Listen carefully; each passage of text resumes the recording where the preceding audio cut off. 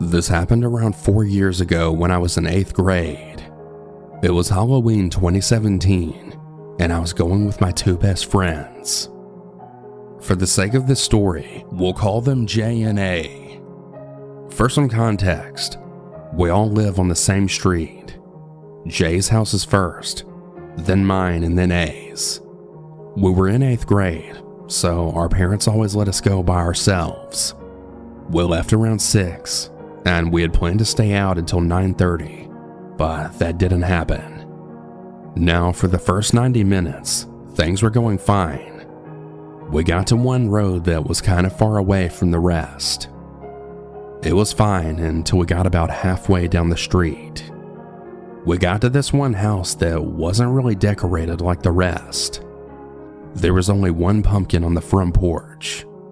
We rang the doorbell, and this dirty-looking man answered the door.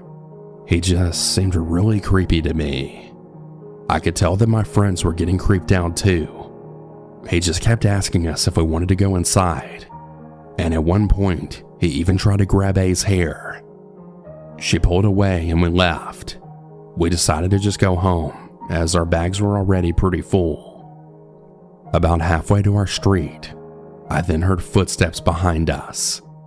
I just thought it was some other kids trick-or-treating, so I kept walking.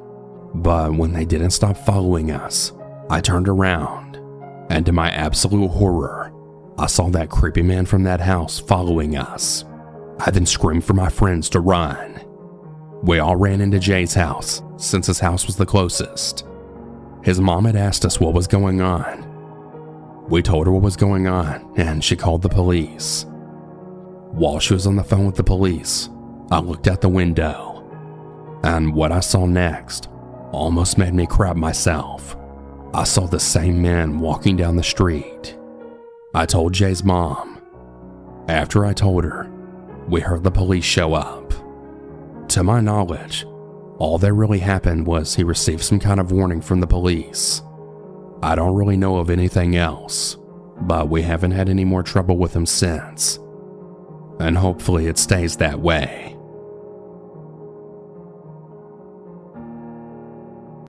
This happened last year on Halloween. I was 18 at the time, and my best friend Andrew was 17. We both thought at the time that we were too old for trick-or-treating, but we also thought handing out candy was lame. I then came up with an idea. There was this old abandoned house that was close to mine. I wanted to go look around inside the house because I thought it would be a good idea for Halloween. However, Andrew didn't think it was a good idea, but being an idiot, I told him to stop being a baby. We then waited until it was trick-or-treating time before heading to the house. We were carrying flashlights with us so we could see. When we headed out of my house into the abandoned house, I noticed all the kids trick-or-treating, and I felt like gagging. Somehow, one part of me always really hated Halloween, and I never understood why. I really didn't know why. Maybe it was just because I thought Halloween sucked. But this abandoned house thing was really making me excited. But anyways, eventually we both got to the old house, and I smiled looking up at it.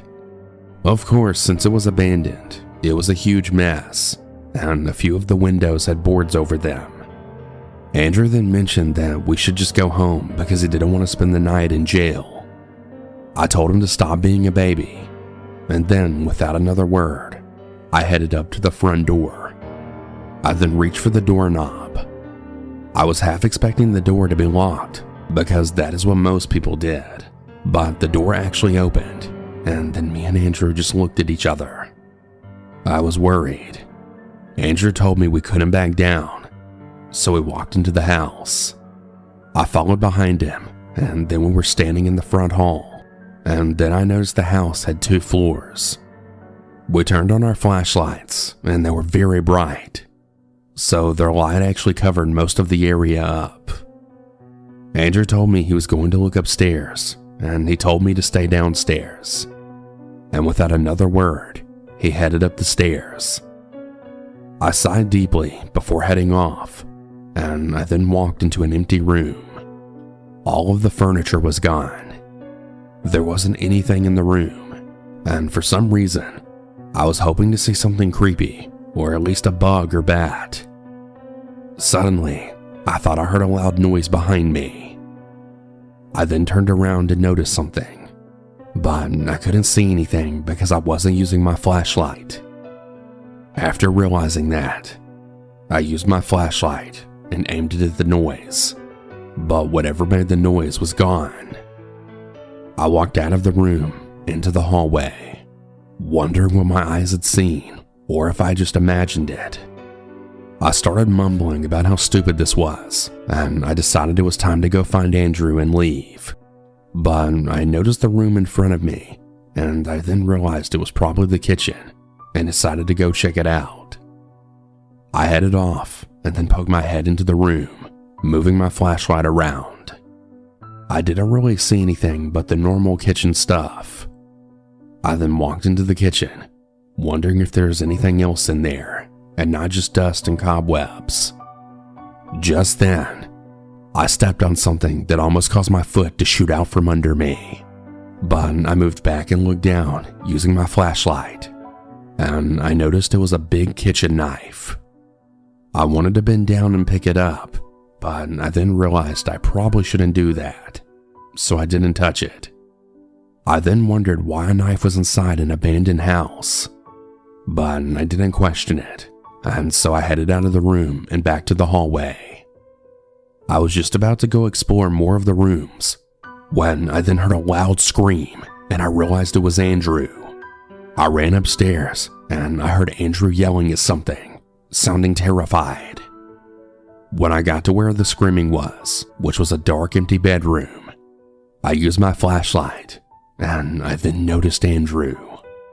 I then noticed Andrew was sitting in the back corner of the room, and I then noticed that there was also someone else in the room. For some reason, the other person didn't seem to notice me, and I saw Andrew holding his flashlight like a teddy bear. I actually cleared my throat, and the person turned around, and I noticed they were taller than both me and Andrew. I couldn't really tell if it was a male or female because they had some kind of creepy Halloween mask on, but they weren't holding a weapon for some reason. "Hey, leave my friend alone!" I then shouted at the person, which was probably a bad idea because the person actually laughed and I felt anger bubbling up inside of me. I knew what I was about to do was a stupid idea, but it was the only thing I could think of. So I then threw my flashlight as hard as I could at the person. The flashlight hit the person in the face, which made them shout in pain, giving Andrew enough time to get away from them. We both ran downstairs and I could hear the person yelling at us, but we didn't look back as we just ran out of the house and down the street before stopping. We then stopped on the sidewalk. I bent over, breathing heavily, and I groaned under my breath. Then Andrew pulled out his cell phone, saying he was going to call the police about what happened. A few minutes later, I had saw Andrew looking annoyed. He told me that the police thought it was a joke because it was Halloween. I was annoyed because we both knew it wasn't a trick, but I decided to check up on it. We then headed back to my house, where I then grabbed a laptop I had and started working on it. Well, about 5 minutes later, I couldn't find anything. I just sighed softly before shutting the laptop and groaning under my breath. After that, we both kind of just looked at each other. I realized that the person must have been using the house because it was empty and there was no one else living in it. And even if the person was a thief or killer, they were probably using that house as a hideout. After that, me and Andrew decided we weren't going to do anything crazy anymore for Halloween. And then moving forward, we're just going to help my parents hand out candy. And that's probably for the best.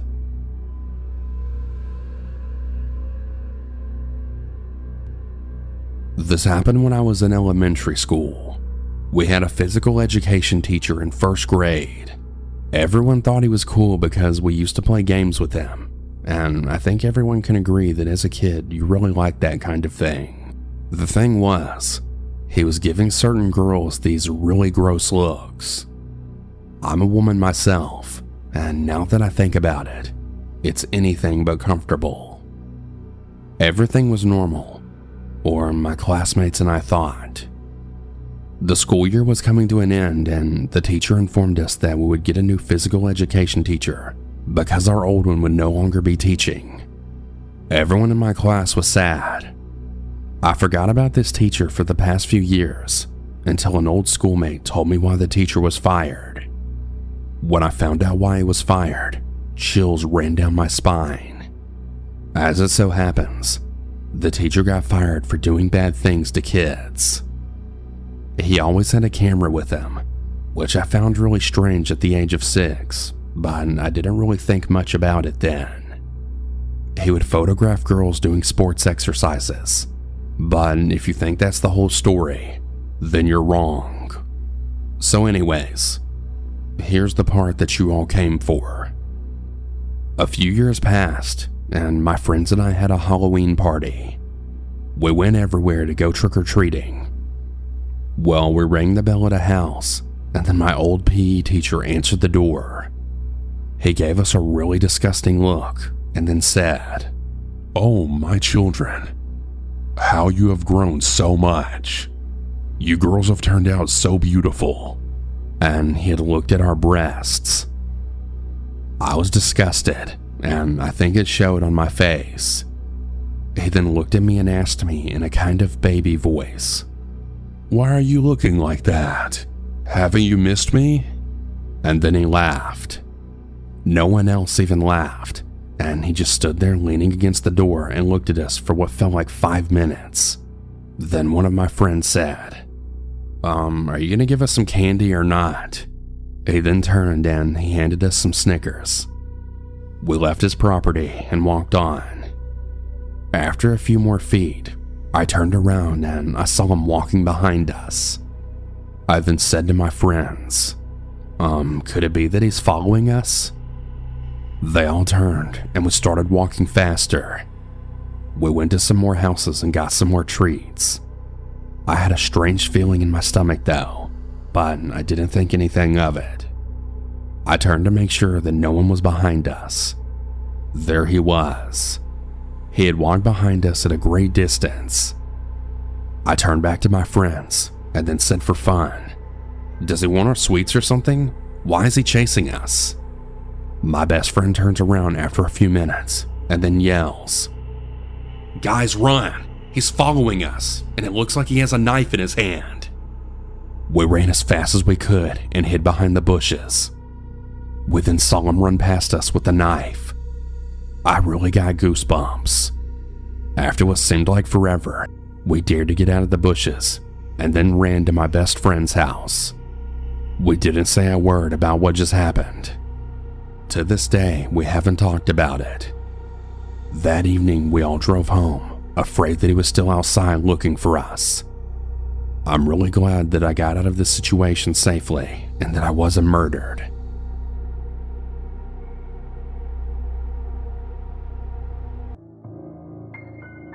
This happened in Brisbane, Australia, and I was 15 at the time. It was Halloween night, and me and my siblings were getting ready to go trick-or-treating. The night started off pretty good, and we got a lot of candy. I wasn't expecting to get a lot of candy, as the town we were in wasn't really the safest. There was a lot of teenage crime happening at the time. Anyway, we get to this one street, and straight away it just looked suspicious as hell. I was on alert, but being the only guy, I had to be sure that if anything happened, I would protect my siblings at all costs. Back around that time, I was doing a lot of Muay Thai and had been in many fights at that point, so I wasn't too scared about anyone trying to come after us. Anyways, we get to this one house, and it had trash all over the driveway, as well as junk all over the lawn. My sibling knocked on the door, and then this old out-of-shape, trashy-looking guy answered the door. He just stared at my sibling before then asking, "How much candy did you get tonight? That's a very pretty costume." After the small talk, he went on to say that the candy's inside.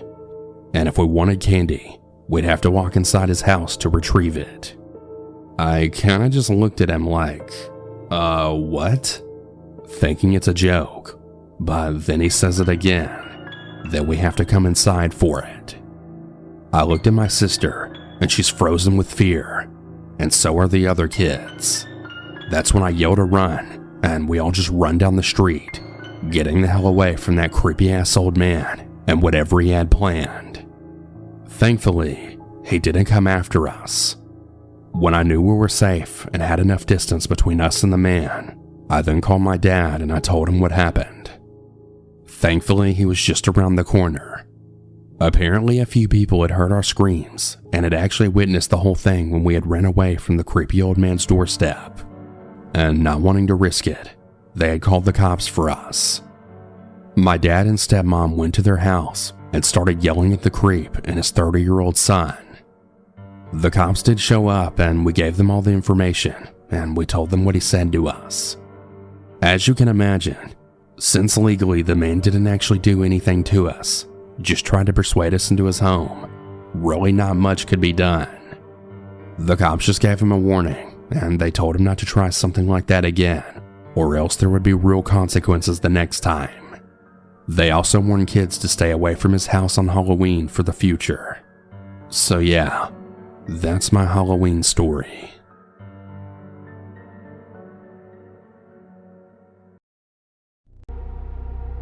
I'm a night shift police officer in a small southern town.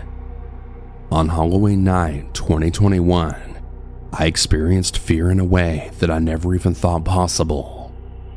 I patrol the south side of town, which is especially rural with little population. A river flows and acts as a boundary in between towns. Near the river is a rather dark stretch of highway. It only has two destinations: a dual-building senior center and an old abandoned car wash. The car wash in question, called Lurker's, is locally famous. It has a rich and terrifying history that begins in the early 2000s. The original owner died in a tragic fire. His widowed wife Susan then took over. According to the myth, Susan intentionally set the fire, killing him to collect the life insurance. After Susan took over, she birthed their child. The stress of running a business and raising an infant was way too much, so she set fire to the car wash. A true pyro, I'd say, but she wasn't so lucky the second time. She was charged with arson and insurance fraud. Well, she apparently killed herself before going before a judge, and it was never known what happened to the baby. Teenagers visit the car wash year-round. It's tradition to talk to Susan through a Ouija board. They often call 911, adamant that they saw Susan. They claim to hear babies crying, children playing, and women screaming, etc. You know, the usual paranormal cliches. I never believed any of it. I'd never witnessed anything paranormal, and without proof, refused to play along. It's safe to say that I'm a believer now. It was around 3 a.m. on Halloween night. All of the trick-or-treaters were sound asleep, and the city was quiet. I received a call for suspicious circumstances. The location? You guessed it. The creepy old car wash that was undoubtedly being visited by obnoxious teenagers. The caller had stated that there was apparently a baby crying in the area. The caller was asked to stay on scene until I arrived, but refused.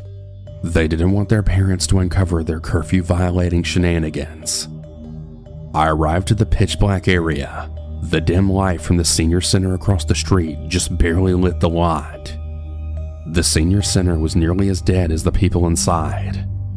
I slowly walked the area, half expecting to find a teenager separated from their group.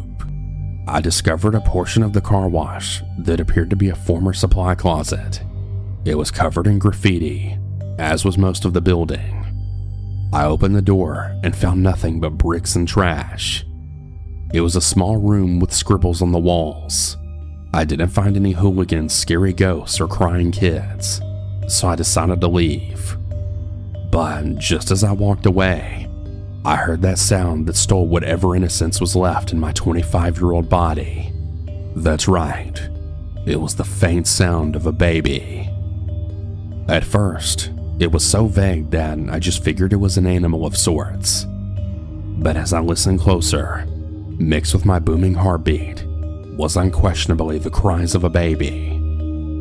I stepped towards the same room I exited, and sure enough, the sound was inside.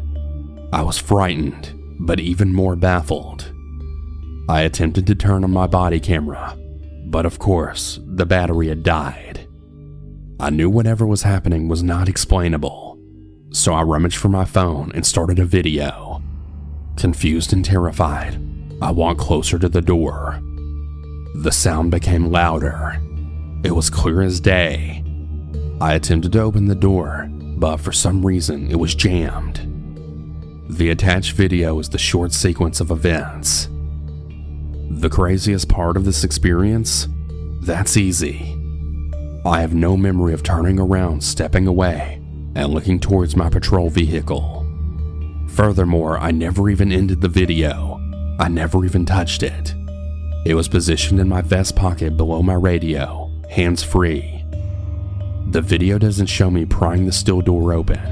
When I did, there was nothing inside, and the noise had stopped. Adding to the strangeness, the room was significantly colder than before. It was a mid-50s night, but that room felt sub-30.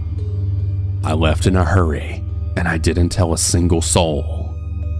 I've watched the video twice, and that's it, and it still shocks me. Before this, my wife was the only other viewer of the video. She believes that I may have been a target of a cruel prank. Maybe a group of teenagers set up speakers and just hid them very, very well. I suspect that she only says that to make me feel better, though. Sometimes when I'm sleeping, I wake up to the sound of crying, unsure whether it was a nightmare or reality. All I know is I am never, ever going back to that car wash. It was Halloween 2012, my senior year of high school. I went to a Catholic school, so we always had the day off after Halloween because it was considered a church holy day. So my friends were game to start our weekend early. On nights where we didn't go to parties, we usually do the same thing. We sit on my front steps for a couple of hours and joke around. Then we would walk the neighborhood and usually end up at this shitty pizza place across town because the prices were so cheap. Since a few of us had recently broken up with our girlfriends, we weren't in much of a party mood, so we did our usual. It's around 10:30 at night, and the pizza joint is closing up for the night. There were three of us, me, my friend Pat, and my friend Jack. We finish our food, refill our drinks, and head out. To get back to my house, we had to cross this large mall parking lot that's about 4 football fields long and 2 wide. I should mention at this point that we aren't dumb, naive kids.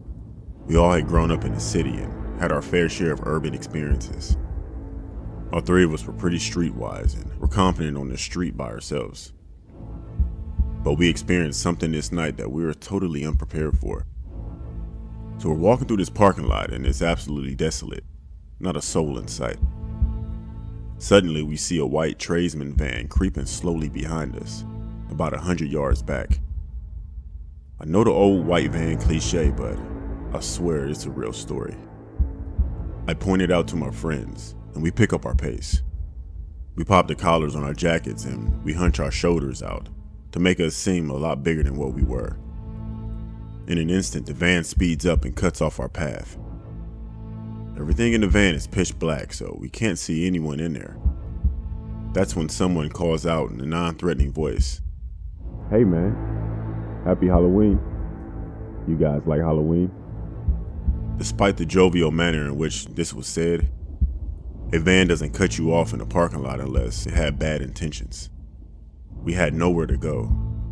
We could run, but they're in a van. They would catch up easily and we'd have to turn our backs to them. He says it again.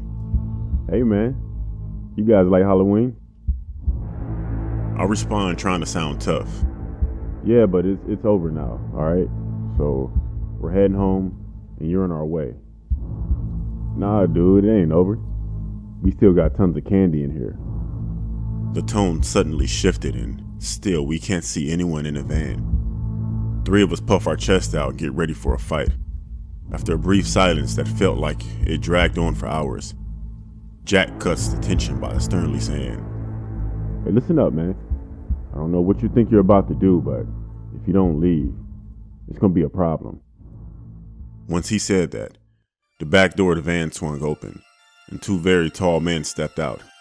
They had black suits on with black leather gloves and were well built and strong looking. But the most menacing thing was that they were both wearing these cheap Mitt Romney masks. That's when we realized this wasn't a Halloween prank. At that moment, all three of us went to take off, but the van started driving circles around us. We had no idea how we were going to get out of this situation.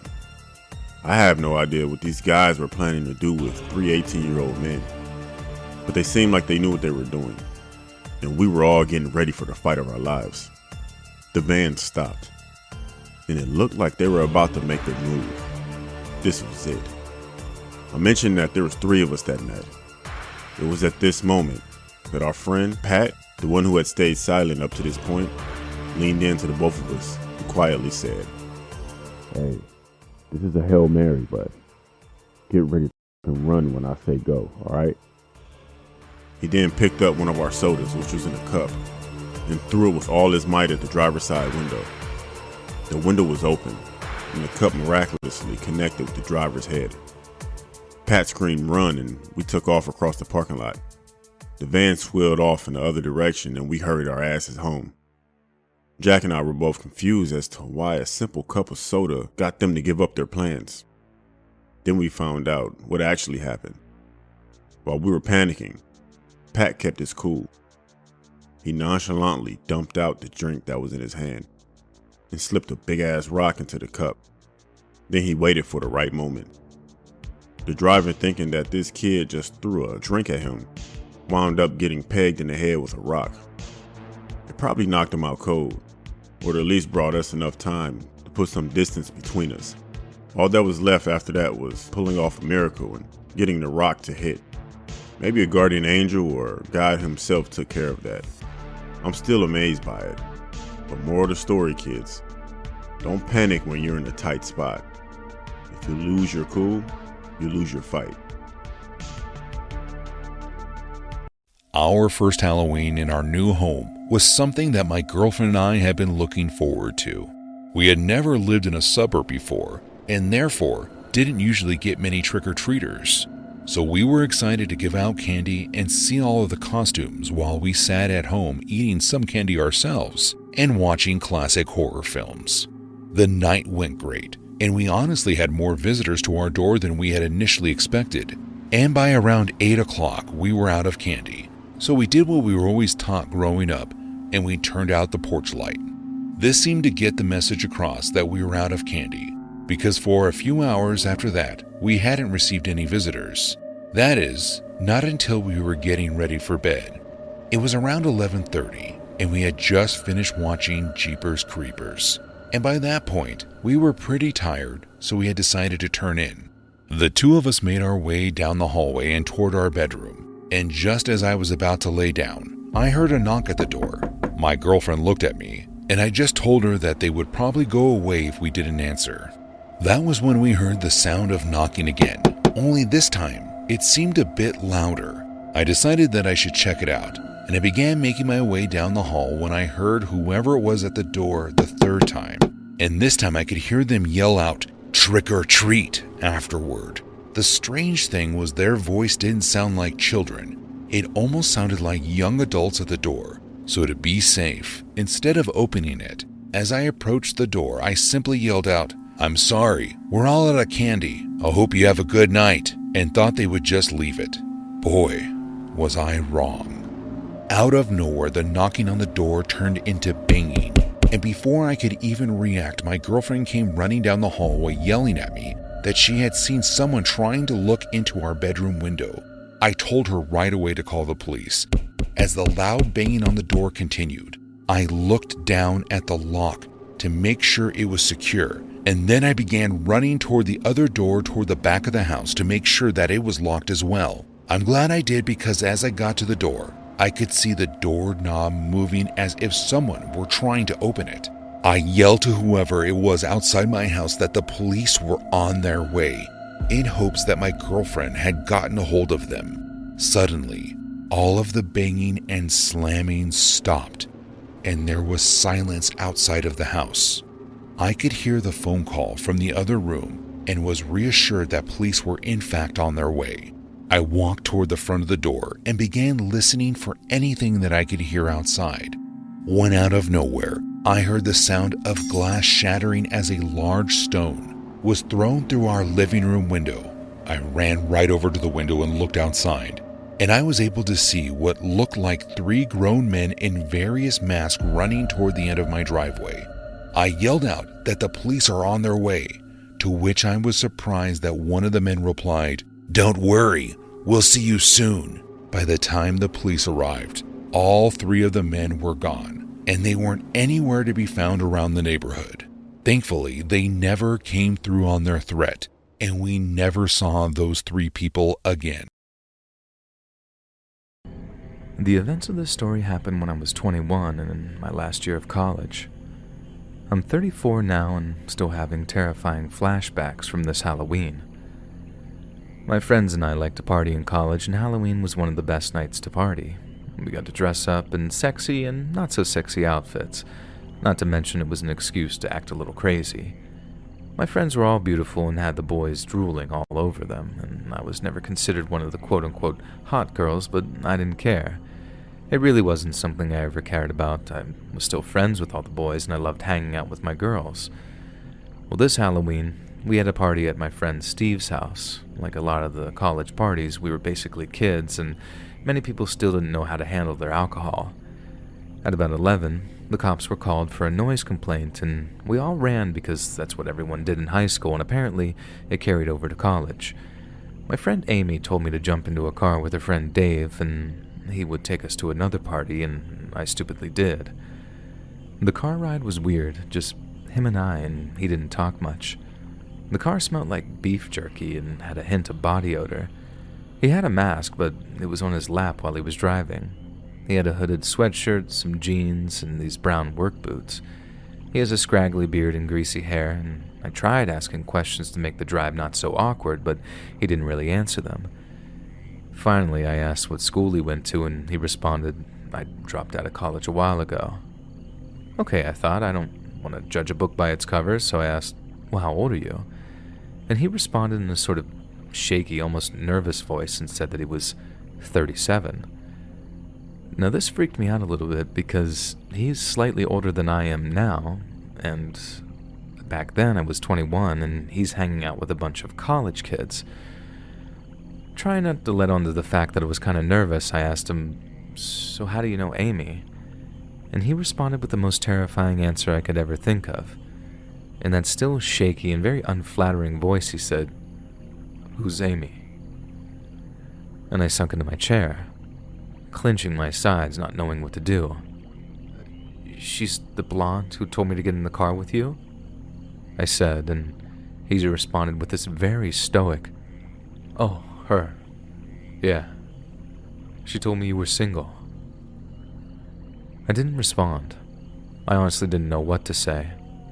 I was furious with Amy, scared stiff of my current situation, and confused because it was pitch black outside and I had no idea what we were driving. After about a 10 or 15-minute drive, which seemed like forever, we arrived at a house. It was not a very nice part of town. All the houses on the block looked beat up or abandoned. I looked for Amy's car, or any car I recognized, but it was just too dark to point anything out. We approached a red door with severely chipped paint, only lit up by the dull front light, and Dave didn't even knock and just walked into the house. The house was cold and smelled awful, even worse than Dave's car. We walked into the front room, which I assumed would be the living room. It had a dirty and disgusting olive green shag carpet with an old brown couch. The walls were white with chipped paint everywhere you looked. Piles of pizza boxes and beer cans lined the floors, which you may think implies a party had been there, but these boxes of pizza were very old. The room was only lit by one lamp that was on the floor, and it gave off a very low light. On the brown couch, there was a man and woman sitting very close, but not really moving.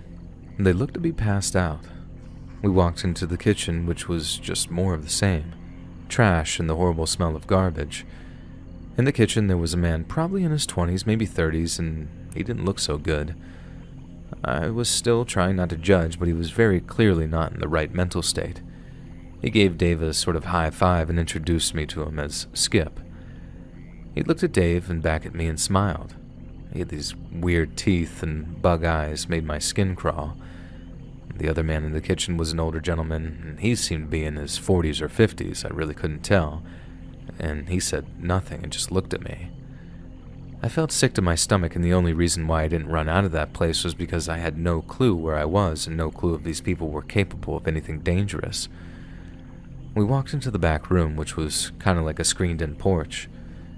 I felt a brief moment of relief seeing about 6 or 7 people out there. There were only 2 girls out of the bunch, and they seemed like half naked and weighed about 95 pounds. I could feel everybody staring at me, but at least there were a lot of people. I know it sounds crazy, but I felt almost safe just being around this larger crowd. But the safe feeling faded very quickly when the 2 girls walked away with all the guys. They all left this back porch, went upstairs, and shut the door. I didn't even want to know what was going to happen in that situation, but the conversation they were having outside told me everything I needed to know. As I sat in the screened-in room trying to think of my options, Dave finally spoke up and said, "I think you're really cute." I said thanks and just kind of shrugged it off. He got up and started to rub my back and started to breathe very heavily. I should say this was behavior that I was not used to. Boys didn't really talk to me like this, and certainly they didn't rub my back like that either. After about 5 minutes of the most unpleasant back rub I had ever had, he stepped in front of me and just sort of stared at me. He didn't do anything. He just uncomfortably stared at me, and he was way too close to my face. I said to him in a sort of terrified voice, "I'm sorry, but I'm not that kind of girl." And he says, "I don't know about that." I can still hear the seriousness in the tone of his voice. I could feel the tears coming, and then nothing short of a miracle happened. One of the girls who went upstairs began to scream erratically and cursed everybody out in the room. Dave, who at this point was inches from my face, ran upstairs, leaving me downstairs in the back room alone. Without even thinking twice, I got up and climbed right out of the window and ran.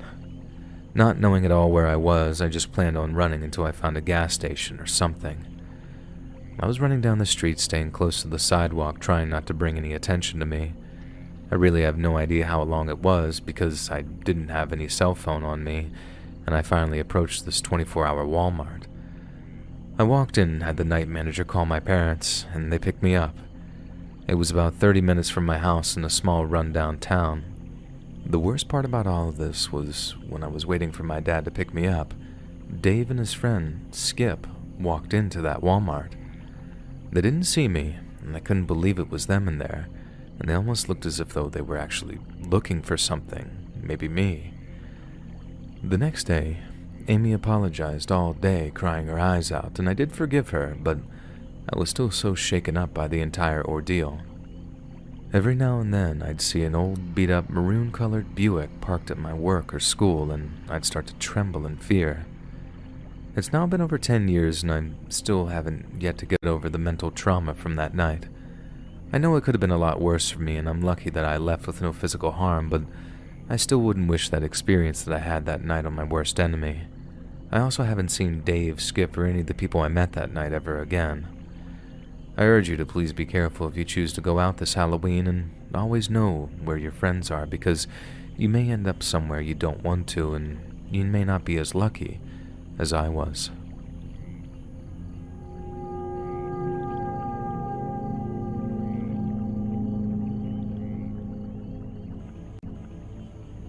So let me be the first to acknowledge that in my mid-20s, I was a dirtbag. I was a single man that basically was doing whatever I wanted. And when I think back to that time in my life, I tend to kind of cringe. I did a lot of bad things, hurt a lot of people, and truly I was just a piece of garbage. There were a few times, though, that I was served a nice big piece of humble pie, though. Whether it was the cops arresting me or being knocked out because I overestimated my ability. However, one late October night, I was served the biggest piece of that humble pie I mentioned. I hate Halloween, and I always have. I was the kid that went trick-or-treating with my friends without a costume, and I was the same kid that would cuss out the person giving out candy that wouldn't give me any because I didn't have a costume. I told you, I was cringe. This hate for Halloween continued into my adult years. I would date girls that wanted to dress up, and I just refused. And it got to the point where I wouldn't even go to the parties around Halloween because I just didn't get it. One year, though, I had a change of heart. Not because I magically started to like Halloween or anything like that. Instead, obviously, it was because I met a girl. Her name was Bree, and she was my type. I just casually met her at the bar on a random Tuesday night in October, and we got to talking, and, of course, her love for Halloween came up, and she could see my disgust. I told her all of the stories and went on and on about why I hated Halloween, and she seemed to kind of understand, but then said in an almost seductive voice, "I really think you need to reconsider." Now, being the condescending jerk that I was, I laughed and told her no way. She pointed to the corner of the bar, and there were 3 other girls over there. Much like Bree, all 3 of these women were my type. Bree waved, and the women waved back. I was trying to put the puzzle pieces together in my mind, but I couldn't figure out what Bree was getting out. In that same sort of seductive voice, she then says, "Those are my girls. We're going to a Halloween party in the middle of the woods, and none of us have dates. You should be our date tonight." I kid you not, that's exactly what she said to me. All I did was smiled and continue laughing, mostly ironically, and Bree started to rub my hand and gave me all sorts of good vibes. Now, without going into details, Bree talked me into this Halloween party. The kind of person I was back then was never going to say no to this type of implication. When I was leaving the bar that night with all of these beautiful women, it never occurred to me just how many red flags there truly were. For starters, who has a Halloween party on a random Tuesday night? Was it possible? Of course, but not very likely, I guess. Also, who just trusts some random dude at the bar to escort them to the woods? They didn't know me at all. I realize people meet each other in bars all the time and go to parties and gatherings, but the circumstances here just seemed very strange. But I was an ignorant guy, and the way that I saw it was that I got to spend my evening with 4 beautiful women, and I had a full night of fun on my mind. I drove my car with Bree and one of the other girls. The other 2 women drove separately. I was instructed to follow the other car because she knew the way to the party. This was before GPSs, so this was my version of a GPS that night. We drove for a while, long enough that I was starting to have doubts about my decision-making. Bree was smart and attentive, though. Every time a thought of doubt passed through my mind, it was like she kind of knew. And that's when she'd kiss my neck or start saying some wild things, and the doubt would all disappear just like that. And finally, the car in front pulled over to the side of the road, and I followed suit. Wherever we were, there wasn't a light to be found. 2 of the girls pulled out flashlights and sort of gestured for me to follow them. There was a small path that almost looked hidden in this thick brush on the side of the road. The 3 women walked in front with the flashlights, and Bree and I followed from behind. I was trying to listen for any type of noise like music or talking, but just heard nothing but the sort of quiet stillness of the forest. Without any notice, the girls in front started to sprint. Now Bree held me back. At this point, I was just going along with anything. She started to guide me back towards one of the trees, and was so dark that I could barely see. There was just enough moonlight that I could barely make out the details of her face. When I finally felt the tree on my back, Bree looked up at me like she was going to kiss me. I closed my eyes and sort of leaned in for a kiss, and that's where everything changed. Instead of locking lips, I was hit in the head with the backside of what I think was a flashlight.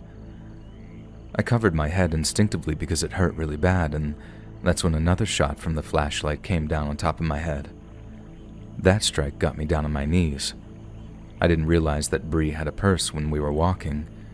When she was guiding me toward the tree, she quietly pulled it out, and I didn't notice it until she struck me in the head with that as well. While I was down, I could hear the sounds of footsteps rapidly approaching, and I glanced from my near fetal position and saw the girls from before coming directly at me. Instead of helping me like I thought maybe they would, they started to beat me down with the flashlights as well. And before long, I was in the full fetal position trying to cover my head. All four women were beating me with the flashlights while throwing in some high-heeled kicks in the ribs. They took my wallet, and they took my cell phone. Now at the time I was broke and it was just some crappy flip phone, but at least if I had had that, I could have called the police. After they grabbed the wallet, they kicked me a few more times and ran back the way they came. And I even heard the car drive away, and I just laid there down on the dirt ground for a long time. I finally got up, and I walked towards my car. It felt like a truck had just hit me. Thankfully, they couldn't find my keys, but they did smash my windshield and passenger side door. I was in so much pain, but I drove until I found a 24-hour gas station and had the lady there call the police. So I ended up giving the names and descriptions of the women to the police, but needless to say, they never found them. Clearly, this Bree, it wasn't her real name. The entire time I followed that car, I never bothered to even pay attention to what type of car it was. I didn't even know if it was black, dark gray, or even some navy-colored car. And it wasn't long after that night that I truly started to make some changes to my life. I'm lucky that I was able to crawl away from that with just a few broken ribs. And it freaks me out sometimes when I think about those girls and realize that they're probably still out there. And even now, in my late 30s, I still hate the Halloween season.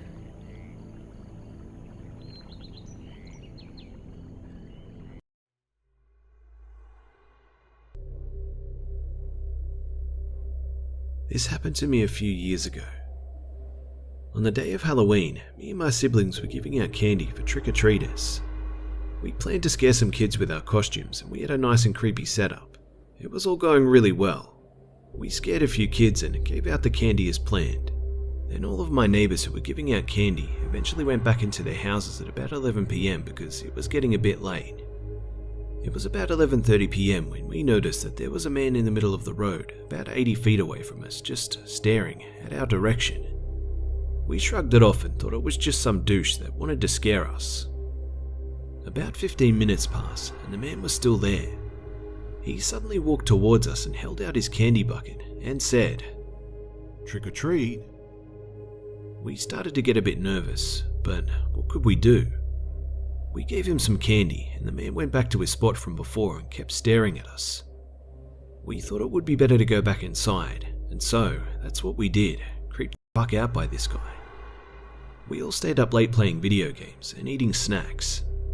I got up and went to the kitchen to get some more snacks when I got curious about the guy and wondered if he left.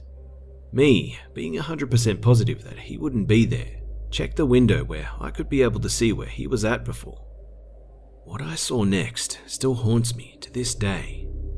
The same man was now in the damn driveway.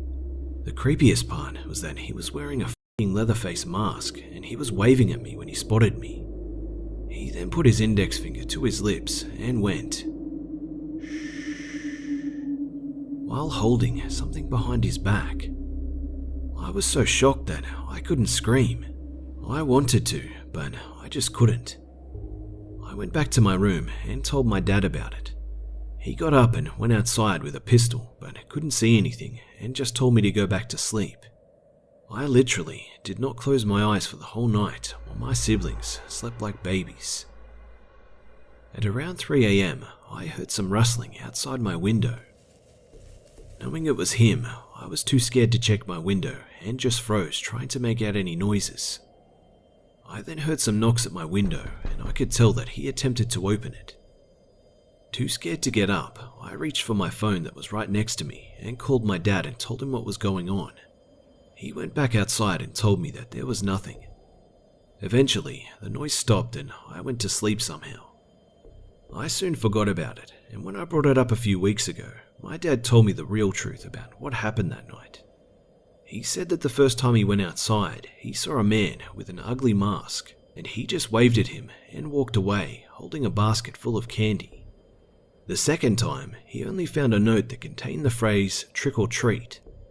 I don't know what this man's intentions were, and I don't know what would have happened if my dad had not gone out the first time with his pistol, and it still creeps me out to this day when I think about it. I don't know if that man was just being creepy, or if he had other intentions in mind.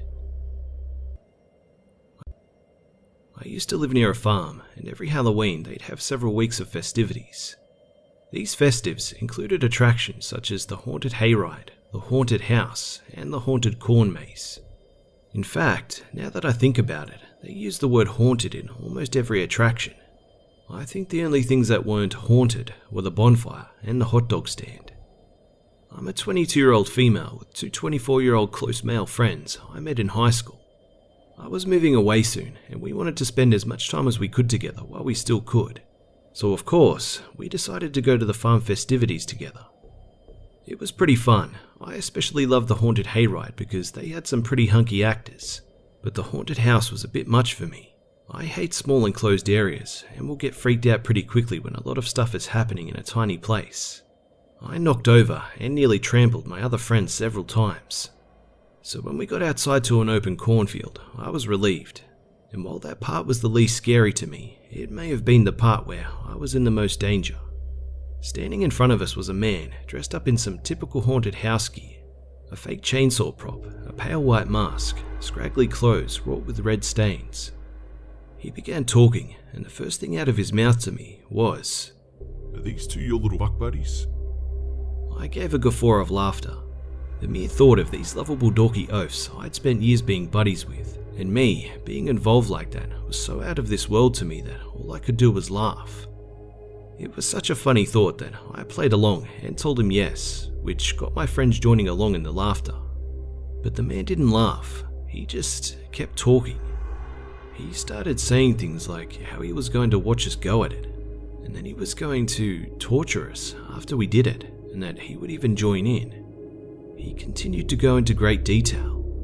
My friends and I just kept laughing, more nervously now, like if we stopped laughing, this wouldn't be a joke anymore. It would just be this weird older guy in a cheesy Halloween outfit talking about how he wanted to have sex with all of us. Finally, he revs up his chainsaw prop and tells us that we have 10 seconds to run, and if he catches us, he's going to murder my two friends and rape me.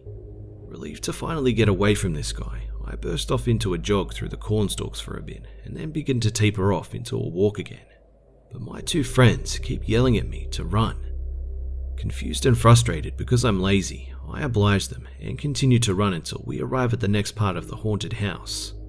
I ask my friends who kept telling me to run, and they tell me it's because the man was right behind me the whole time.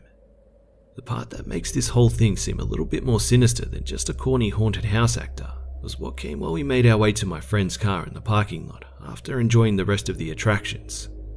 We came across a man hanging around while we made our way through the dark. He asked us how we liked the fair. He made it seem like he was on edge about entering or not, which doesn't make much sense now that I think about it. Why would some guy be hanging around the parking lot deciding whether or not he wanted in, especially since the farm was only half an hour away from closing?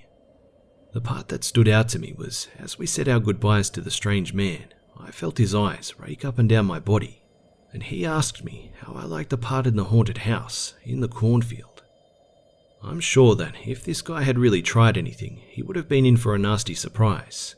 As a teenager, I received my black belt in a form of Korean martial arts based around self-defense called Tang Soo Do, but I wonder if things would have been different for another girl that night. One with perhaps a smaller frame, a meeker inclination, and maybe not traveling with two other guys, each over 6 feet tall. This happened to me on Halloween of 2015. My friends and I, Jack, Will, Lucas and Sarah, had all made plans to go trick-or-treating together in Will's neighborhood. It's important to keep in mind that Will's neighborhood is not the safest. There was the occasional druggie and drug dealer, but other than that, his neighborhood wasn't too bad. It was 8 PM and I was all dressed up in my Scream costume with the fake blood all over the mask. I got a call from Will and I accepted the call. Dude, where are you? We're all waiting. Lucas, Jack and Sarah are all here. Hurry up, man. Will exclaimed. I'm on my way, I said. I ran all the way to Will's neighborhood and saw them waiting. Lucas was dressed as a clown, Sarah was Fiona from Shrek, and Will was dressed as Popeye from the Disney cartoon. We all gave each other hugs and we were on our merry way, going door to door, screaming trick or treat. Everything was going just fine. We finished the last house and we were satisfied with the amount of candy we got, so we decided to go back home. Since Will was already in his neighborhood, he was the first to leave. We were nearing the gate of Will's neighborhood, and as we were walking through the gate, Lucas pointed out a Toyota van slowly following us. We all tried to reason as to why this van was following us, but we were all low-key scared shitless. We all decided to speedwalk out of Will's neighborhood, and we were huddled together because we felt safer that way. The entire time, I had a strong feeling of eyes staring at the back of my head. It made my skin crawl knowing that some creep was just watching us. As we were walking, the van suddenly sped up to the left of us, and the window rolled down. I was met with a skinny man with bloodshot eyes. He smiled at us, and I saw that he only had roughly 6 teeth, all of which were terribly yellow. My creeper alert went off instantly, and it felt really hard to breathe with this man staring at us. We stared back at him, and then he said, You kids want some more candy? And stupid Sarah said, Sure. Now, keep in mind, Sarah was one of those people who could never say no to anybody or anything, no matter what they asked for. But myself and Lucas gave her the face of, Are you crazy? We noticed the man reach into the back of his car, and he came back with 3 bags of what I assumed was candy. He handed one to each of us. I opened the bag and saw your usual candy, Snickers, Twix, etc. Sarah said thanks, but before we could leave, he said something that gave me goosebumps. Enjoy those candies, kids. They're extra good. And then he drove off. Myself and Lucas were creeped the f*** out. A few minutes later, and we were all home. It was about 12 now, and I was tired. I poured out all of the candy in my bag, and I was happy to see so much candy lying on the ground in front of me. I grabbed the bag of the candy the man gave us. I had a very bad feeling about the candy in there. So just to check, I grabbed a fun-sized Snickers bar and I split it in half. And I saw something that will haunt me forever until the day I die. In one of the halves was a razor blade. I frantically grabbed my phone and called Sarah and Lucas. I warned them about the bag of candy the man gave each of us. I filed a police report the next day and I gave them a description of the man and his vehicle, handing the officer the bag of candy the man gave us. Unfortunately though, the man was never caught. I never went trick-or-treating ever again. To all you parents out there, please check your children's candy every Halloween, because you never know what type of sick f***s are out there.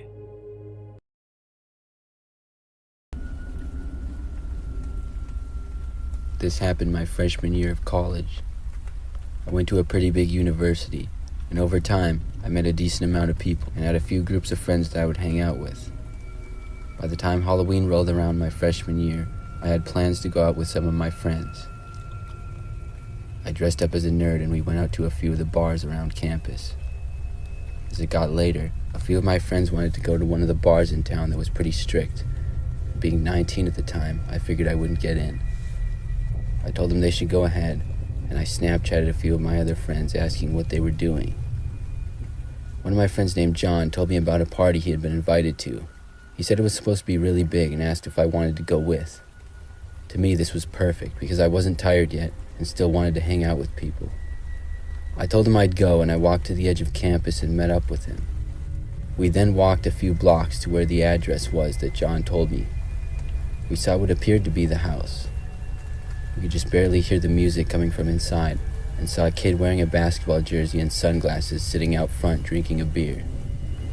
We walked up and John greeted the kid, who I guess knew him. He introduced me and the kid said his name was Jake. Then we both walked inside the house, and the first thing we noticed was a little entryway filled with shoes. We took off ours, and then we went through another doorway into a room where we saw a speaker blaring music, but nobody was in the room. Immediately I got a bad feeling, and as I started to walk forward to the next room, I heard footsteps coming from behind us. John and I turned around, and saw two large men enter the room with baseball bats. They had on ski masks over their faces, so I couldn't tell anything about them, but they appeared to be well over 6 feet tall. One of the men shouted that they would hurt us unless we did what they said. Then they ordered us to go into the next room that appeared to be at the back end of the house. I was terrified, and John looked stunned and pretty scared as well. The next room appeared to be the kitchen. There was a little table with a chair there, and it also had a stove and a sink, then the back door to the house. There was also a wooden door cracked open that led to the basement, which is where the two men told us to go. They stood about 6 feet behind us with their bats in their right hand and their left hands pointing. As we were walking towards the door, John nudged me, and just as I looked at him, he suddenly darted for the back kitchen door, which I saw him pull the lock back and open it all in the blink of an eye. Without even really thinking, I followed him and ran as quick as I could to the door. I had a strong rush of adrenaline as I did, and I heard the men behind us start to yell and run after us. I literally rammed into John as he ran out the door, and I almost tripped over him. As I was almost out the door, I could hear the men getting closer and felt the back of my right leg get hit with probably a baseball bat. It got me in my upper right calf, and it hurt really bad, but the adrenaline kept me going out the door, and I followed John around the side of the house. The longer we ran, the more my leg throbbed, but we seemed to get a little bit farther away from the men who were behind us, and as we passed by two garbage cans that were on the side of the house, I pushed one of them over to try to slow the men down. John started yelling as he ran, and by the time we reached the street, we didn't notice the men chasing us anymore. I ran with John all the way back to campus before I basically collapsed from being tired and the pain from my leg. We called the police and then told them the address of the house and everything. Apparently by the time they showed up, nobody was there, and the house was vacant at the time, but was owned by a guy who typically rented to students. I'm sure that John and I narrowly avoided something terrible that night, and I had a really sore leg for a few weeks, but other than that I was fine.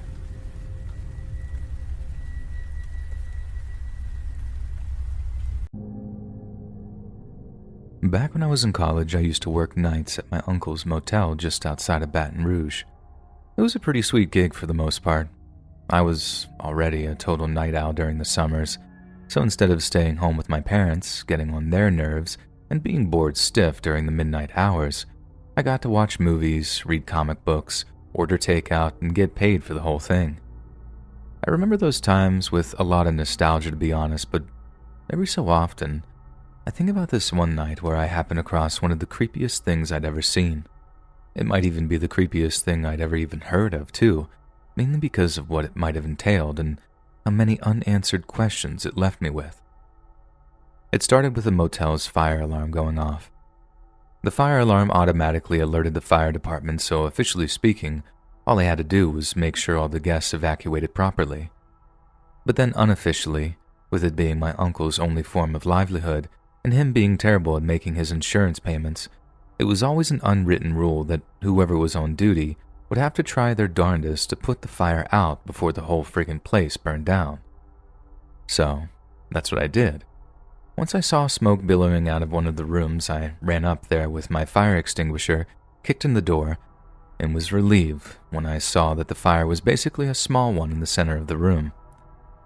I just let rip on that thing with my extinguisher, then within a couple of seconds, the fire was out and I'd saved the day. Obviously, I didn't pay much attention to what else was going on in the room, and the fact that there was no one in it didn't faze me because I figured they evacuated like everyone else. My uncle had already been alerted of the fire, and he's been ringing the motel's phone like crazy, and boy did I feel like a hero telling him that I basically saved his entire income by putting the fire out before it could spread. He then asked me to check on the actual damage before the fire department showed, which was still going to be a while, hence why he'd always asked me to be Johnny on the spot with an extinguisher if there was ever a fire. So, I do as I'm told, heading back up to the room while reassuring the parking lot's congregation of guests that everything's going to be fine and that I put the fire out. Only when I get back to the room do I realize that the fire had been set in one of the small metal trash cans that was in each person's room. Someone had obviously filled the thing with God knows what, placed it in the center of the room, then just set the thing on fire before bailing out of the room. Then right as I'm thinking, why would someone do that? I realized someone had arranged a bunch of stuff around the room. They were clothes, kid clothes, and interspersed among them were a bunch of what looked like kids' drawings. Then when I checked out what the drawings were of, I realized it wasn't just the fire department that should be on their way. It was the cops, too. The drawings were of kids in cages or sad crying kids with big angry-looking grown-ups towering over them. Then another was of what seemed to be one kid crying over a dead kid while the grown-up figures laughed. Seriously, they were so horrific that despite the heat and smoke still circulating in the room, I felt a little chill go down my spine. I immediately went to call the cops, then checked who was booked into the room and, more importantly, if any kids were booked in there too. There was just one guy's name in there, Cameron Odell. So what was one lone guy doing with so many kids' clothes? The drawings were horrifying, but it wasn't out of the question that an adult could have been responsible for them. The clothes, though, that was a different story. Right after the fire department arrived and they were checking the room over to confirm it was safe for the other guests to head back to their rooms, I asked the group of guests in the parking lot if there was a Cameron Odell among them. No one spoke up or raised a hand, and no one by the name or any other name booked another room after everything died down, so I'm guessing whoever was calling themselves by that name had gotten out of there following the fire. The cops showed up a short while after the fire department did, and I showed them all the clothes and drawings I'd found, along with the booking under the Odell name. Officially, their investigation would involve looking for potential arson, but the cops told me that they'd be looking into the clothes and drawings too if they ever caught the guy who tried to set the room on fire. And that was pretty much the last I heard of it. For the first few weeks that followed, I kept asking my uncle if they'd caught the guy who'd set the room on fire. Each time the answer was the same, no. I tried telling him about the kids' clothes and the pictures, but all he seemed to care about was that the damage to the room was minimal. Besides, I was his hero, having put the fire out and all, so whenever the subject came up, it was all just backslaps and that's my boy kind of talk. It was really hard to get to any details. Like I said earlier, what I'm mostly left with here are unanswered questions and a lot of half-baked theories of what that guy was trying to do. But there's one in particular that really sits with me. If the guy had a bunch of kids locked up somewhere, if it was him that was trafficking children and he was trying to dispose of the evidence or something, he definitely went about it in a really dumb way. But then, what if he was one of the kids that had been abused, and he was trying to draw attention to it some way? What if he tried to get people to listen to him time and time again? Obviously, there's a lot to unpack here with that one, and it brings up way more questions than it answers, but I really don't know what else to make of such a creepy situation. I just feel like there's some deep, dark backstory to the whole thing, but for the time being, I don't know what that is. Maybe in the years to come, if the truth comes out, I'll find out just what a crucial incident the motel fire was. Or maybe not. Maybe it'll just remain a mystery, just like so many other things in life. I apologize in advance for not being the best storyteller, but this is definitely a true story. It's also not my story as much as it is my mom's, who used to work at a motel in California back in the 80s. Anyways, one day a guy shows up to book a room, and I'm just going to refer to this guy as the guest, since I don't actually know his name. My mom got assigned to clean his room on the daily, but as time went by, she noticed that he always had the Do Not Disturb sign up on his room. So even like a week into his stay, she never once had a chance to clean his room. This didn't bother the cleaning staff too much, because the way my mom tells it, the guy was always super nice and friendly whenever he passed reception or bumped into any of the cleaning staff, always apologizing and telling them that he'd just clean up after himself. So if it saved them some work, they weren't exactly going to complain about it. Anyways, there came a point where the guy wasn't seen for a few days, and the Do Not Disturb sign wasn't on the door anymore, so everyone figured that he just checked out and they'd be able to clean the room again. So given that my mom had been assigned to the room like a month before, it came down to her to head over to clean it. As she got to the floor and unlocked the door to the room, a disturbing smell hit her. She couldn't figure out what it was, but she continued to survey the room, which, contrary to the guest's previous assurances, was disgustingly messy. Her words were that it looked like someone had thrown a party, even though everyone was pretty sure that no one else seemed to have ever gone into the room besides the guest. Anyways, my mom was still shocked by the smell, so she tried to track it down. Then as she followed the smell, she could tell it was coming from the hotel room closet. When she opened the closet, there was nothing but a wet-looking cardboard box on the ground, and my mom said the smell got way more intense, so she could tell it was coming from there.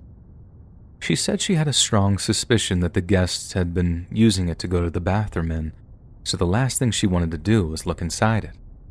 Instead, she puts on some gloves and covers up her mouth and nose, then picks the thing up to throw it into the trash. That's when she felt how heavy it was, like way heavier than if there was just some feces inside it or something. It was only when one of the other cleaning ladies smelled the same smell that they straight up said, "Somebody call the cops."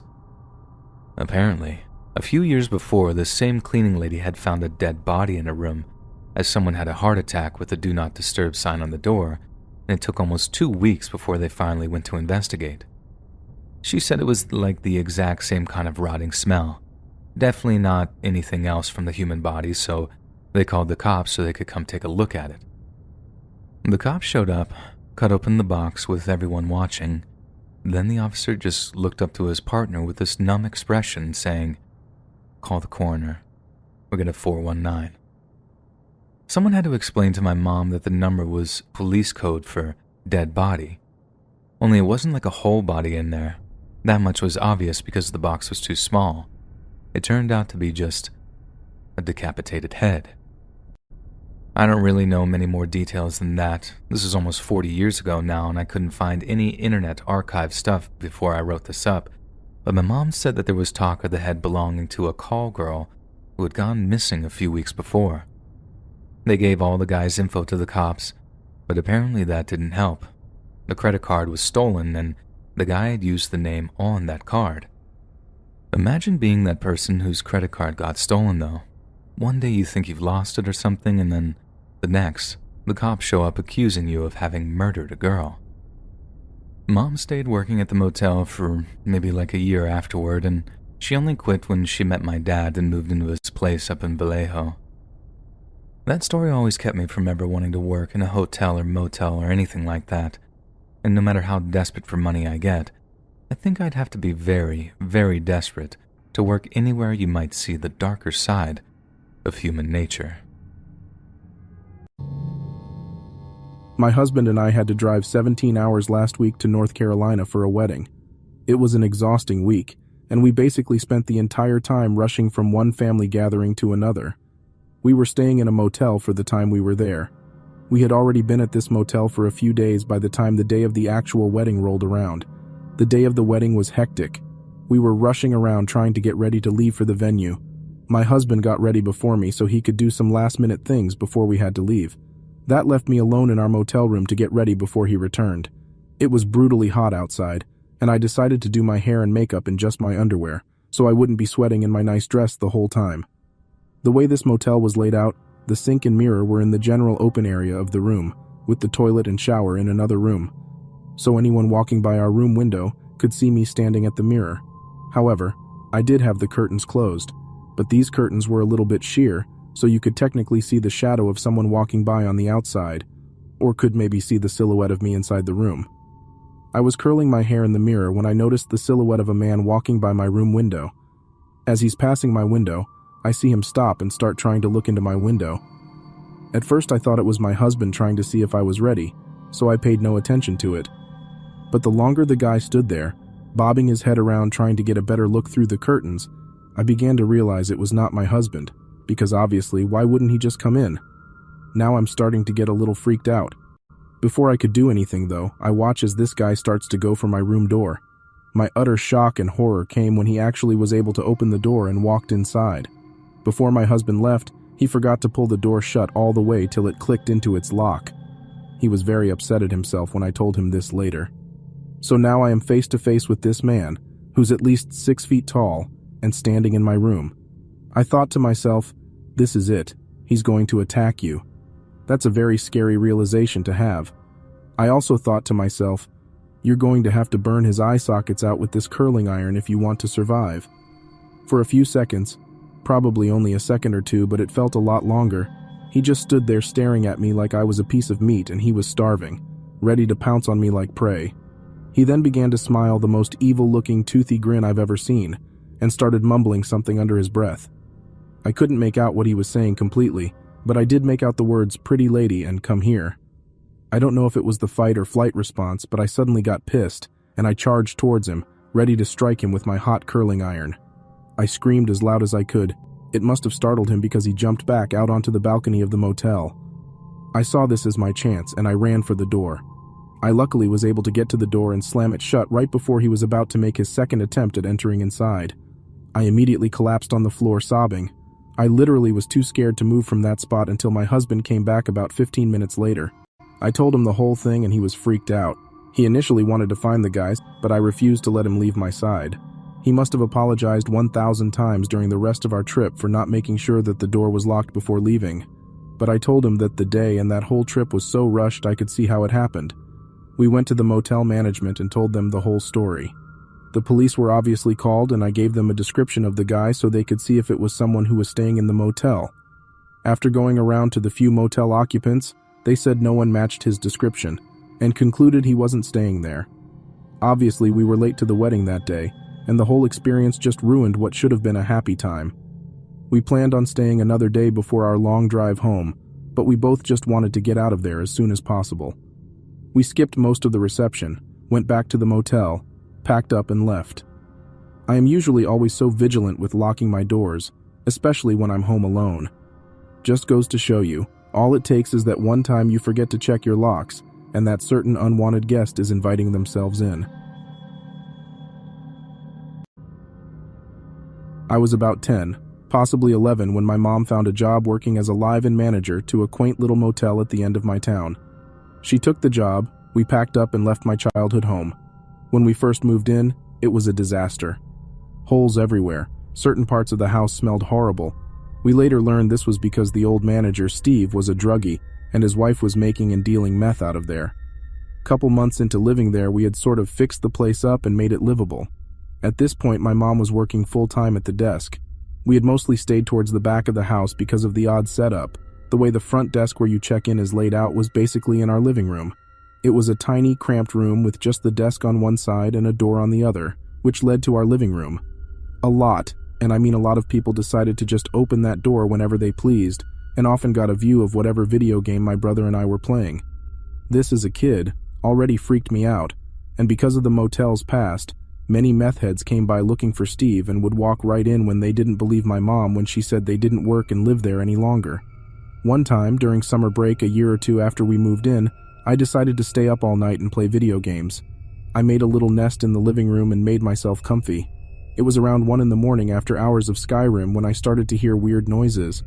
Usually, if my mom knew a regular would be late, she would leave a key in an envelope for them, which looking back doesn't seem smart at all. I heard talking, it sounded like two men speaking a different language. I figured that's what they were doing and would leave in a second, but they never did. The talking continued for 10 minutes before I started to hear them pull on the door. First it was gentle, as if they were testing it. As they continued, it seemed to get more frantic and I could almost hear grunting. Soon it was full-on banging on the door. I was confident my parents would hear it, but their room was all the way in the back of the house, which was about 3 hallways down, so after a minute I figured I was screwed and probably going to die. I was a super paranoid kid. The banging stopped, and after a few seconds, I started to hear tapping at the window behind the desk in the house. I saw clearly a head from behind the curtain. The windows were high up, and he looked to be stretching up to get it. He started to yank on the window, trying to break it open. While he was doing this, I saw movement at the screen door in the kitchen. I was petrified. I'm guessing the guy who was at the desk door had now circled around to the screen door while his buddy was prying at the window. He jiggled the doorknob back and forth, after a second resuming what he was doing earlier, and now banging on that door full force. For some reason, through my fear, I decided to try and be a ninja, to up my sneak level, of course, and Army crawled into the little office part connected to the desk. There was a key drop-off where people could just shove their keys into when they checked out. That was basically just a hole in the wall. I popped up, all while they were still banging on the door, and grabbed a pencil to lift up the flap. I don't know what I expected to see. They were clearly at the side of the house, but I just had a horrible feeling, like I was being surrounded. Turns out I was right. When I lifted it, I saw 2 more men standing at the door, hands in their pockets. I immediately closed it and almost cried. During this, I failed to notice the hallway light turn on and my parents emerged, looking very distraught. As soon as my dad turned on the kitchen light and shouted, all the noise stopped and the guys took off running. I could hear one of them shout something and then nothing, just complete silence. After I told my parents what happened the best I could through hysterics, they called the police. The police showed about an hour later and took the report. It didn't seem like this happened to anyone else in the town, but they seemed to think it was some Mexican workers who came up for the hops farms and maybe didn't understand we were closed. I don't know, it seems like they were just kind of race blaming, but I never really got an explanation of that night. All I know was that they didn't seem friendly, and I don't know what they would have done if they got in. In the summer of 2004, I was on my first break from college. I had just completed my freshman year, and I was missing being away from my new college friends. One Saturday night in July, my college friend Julianne, from out of town, was having a birthday party.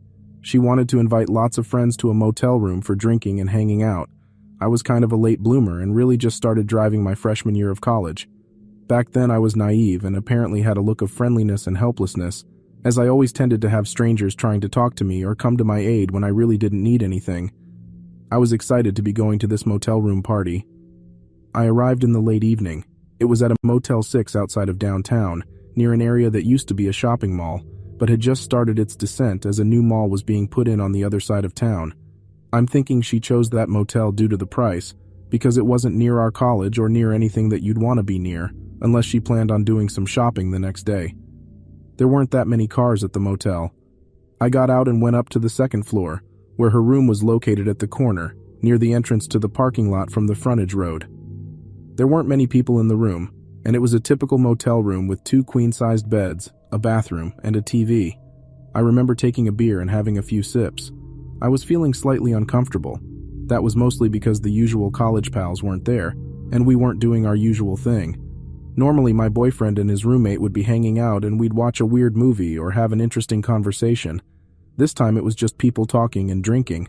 Kind of boring for my tastes. Plus I'm a pretty major introvert.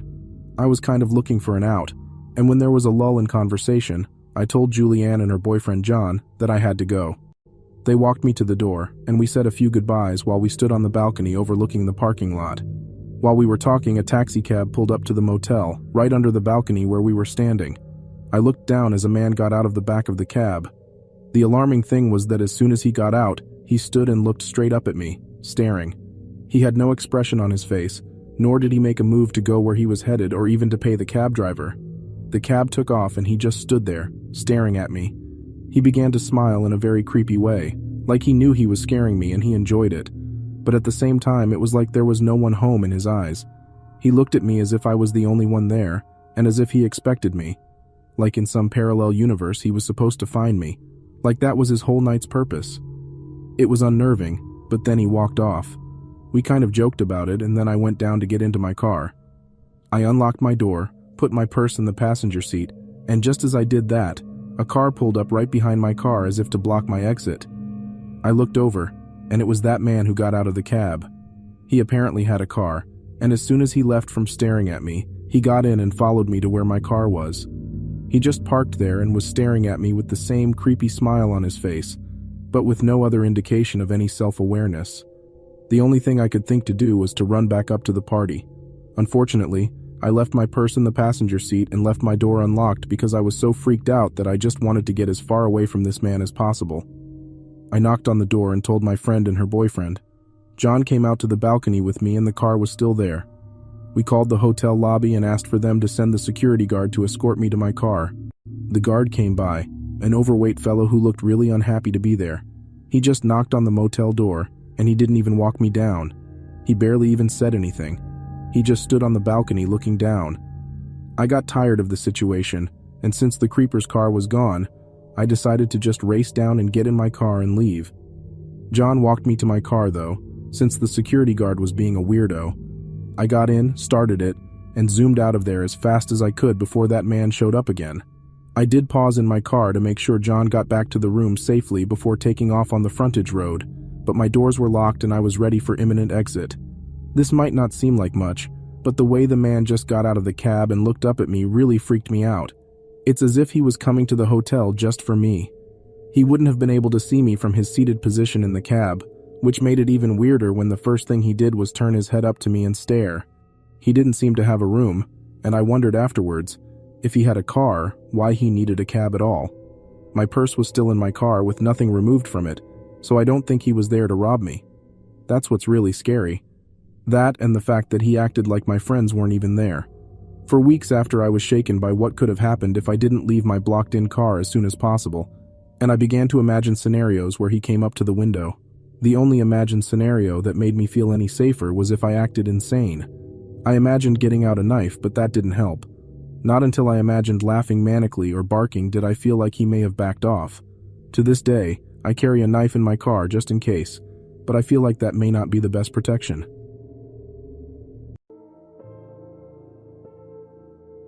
For some context, my family and I did not have a happy home life. We often would move around every year, if not several times a year. My stepdad had a severe drinking problem, and my mom had varying levels of drug issues. This story takes place after we moved from North Carolina to Winslow, Arizona. I was just about 8 or 9 years old at the time. I never truly understood why we moved out that way. My mom said it was to visit her stepfather, whom we ended up living with for a few months, before leaving due to the violence. We're a family of 5, and we eventually moved in and out of motel rooms for the remainder of our time in Arizona. My parents had a rule that we kids, my 2 brothers and myself, could not spend the day in the motel room. This rule had no exclusions, despite Arizona being over 100 degrees outside most days. We would even have to eat our meals outside and had limited bathroom breaks. My brothers and I would often occupy our time seeing if the soda machines were left unlocked again, or just baking in the sun until we were permitted to go to bed. If we were lucky, sometimes another kid would be living in the motel, and we would try to get them to play with us. One of the longer staying residents was a girl named Daisy, somewhere around my age. She was kind of a brat, but I was grateful for her company. I would often knock on her room door and ask her father if she could come out to play. On the day of this story, my brothers and stepfather were gone for some reason or another. This meant I was left alone outside. I eventually decided to try and get Daisy to come play again, and started making my way across the dry, empty parking lot to the room she shared with her father. As I was making my way over, I saw the window curtains move suddenly, as if someone were watching me approach. I paused and waited, just before stepping into the sidewalk right outside of Daisy's room, assuming it was her making her way outside to meet me. Just as I started to second guess what I had witnessed, Daisy's door swung open, and no one stepped out. Nervously, I called out Daisy's name. Someone did come out, but not Daisy. There in the doorway, and quickly approaching me, was a tall, straggly woman with messy and matted blonde hair. Her eyes were blue, which I had only noticed because of how intensely she stared. Her eyes were impossibly wide. Her fast approach scared me, and just as I turned and ran, I felt the woman's tight grip around my waist. I froze, shocked that a stranger would just grab onto me. As our eyes met again, she smiled with a toothy grin and said, "I know you. I know who you are. You're a star. I know you. I know your destiny. You are star. You are destiny. I can show you." She would repeat the same phrase, never seeming to blink, as she began pulling me towards the room she came out of. I remember pulling and trying to yank my arm away from her, but her grip was too tight. I began to panic, not knowing how to make her let go. I started to scream at her, hoping to startle her, but she kept pulling me closer to her room. She suddenly tripped and fell, letting me go. I took the opportunity to try and get away from her, but she recovered quicker than I expected, and this time she grabbed onto my ankle. Her new hold on me caused me to fall to my stomach. More desperate than ever, I began to scream and flail, trying to cause her to let go of me again, but she just took hold of my other ankle. Realizing I couldn't overpower her, I looked towards my family's room. I was so scared and I couldn't think clearly, and just cried for my mother, hoping she'd hear me from inside the motel room. She never did. I just remember calling out to her, begging her to hear me, to help me. I suddenly felt the sidewalk scraping the skin of my stomach, causing me to realize how much further I was dragged from my motel room. I felt such despair and hopelessness. I began to mentally shut down and give up. Out of nowhere, I heard a man's voice yell out behind me. "Hey, what are you doing?" The woman's grip loosened just then, allowing me to kick her, knocking her back, and finally setting me free. I flipped onto my back and sat up, seeing Daisy's father emerge from the same room the woman came out of. He quickly made his way, trying to comfort me and make sure I was okay. I was so confused and I can't even really remember what he said, but he was just begging me not to tell anyone what happened. He then moved away from me, grabbed the woman, and pushed her back into the motel room. I collected myself and ran to my family's room, where my mom was relaxing and just watching TV. I explained to her what happened, and she stormed out of the room to confront them. My memory is extremely fuzzy at this point. I was just terrified from the events. The cops were called by someone, and I remember looking out of the window of my motel room and seeing the woman in the backseat of a cop car now pulling away. For the last time, our eyes met, causing her to frantically ram herself against the window, screaming. Even though I couldn't hear what she said, I know she was trying to tell me again that she knew me. I don't know what her problem was, but she definitely had a few screws loose.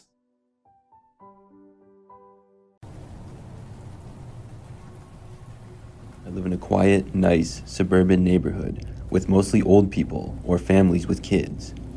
When I was younger, around the age of 8 to 12, me and my two brothers, we'll call them J and K. One's a twin and the other's 2 years younger than me. As well as my neighbor, we'll call him C. We used to play a game on my block outside at night that we liked to call Murder Run. Sometimes other kids would join in if my brother or I had friends over, so most of the time it was 6 or more people. The rules of the game were that one person, or sometimes two, would go hide somewhere on our street within the boundaries that we set. Usually, the boundaries were about 60 feet to the right of my house and to the end of the block to the left. There were no rules on where you could hide, so sometimes someone would be behind a tree or other times behind a car. The hiders would be called the murderers. Our house was in the middle of the two boundaries, so you could go 2 ways. The rest of the group, who we would call runners or the victims. While the murderers were running to hide, the rest of us would sit on the front steps of my house, close our eyes, and we would count to 1 minute. After the minute had passed, we would open our eyes and decide which way we wanted to go. Usually, the group would split up. One section goes right, and the other goes left. The groups would pretty much just walk in the direction towards the boundaries, looking for shadows or under cars to see if we could see the murderer.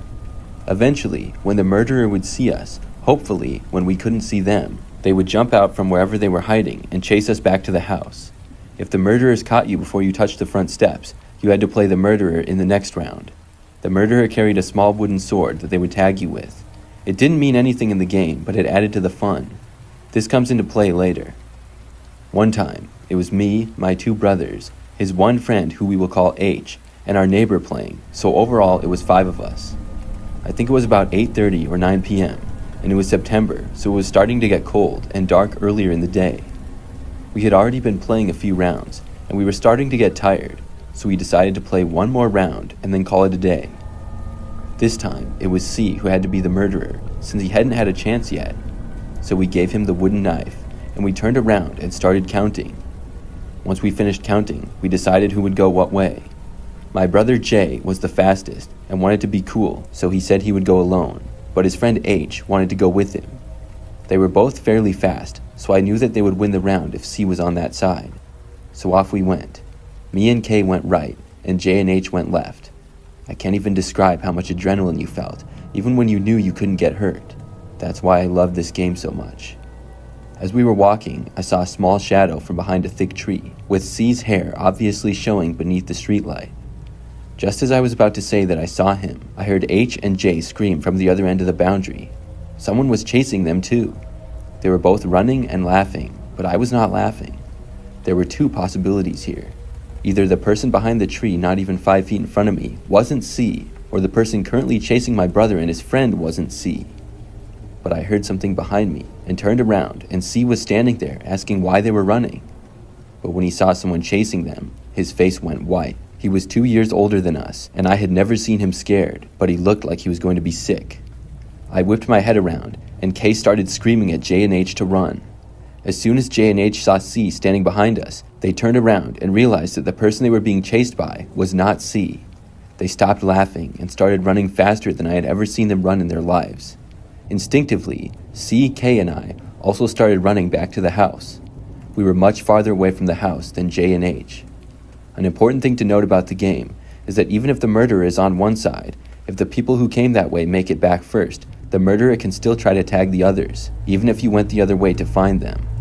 J and H were screaming now, but they weren't looking back. I could see that they were most likely going to get there after them, which worried me because I didn't want to lose the game. Yes, that was what I was worried about, until I saw what the man was holding. C was still holding the wooden knife, but whoever was chasing J and H was holding something shinier. I soon realized that he was holding an actual knife. At this point, my adrenaline was pulsing through me, and I couldn't think of anything besides what would happen if I got there after them.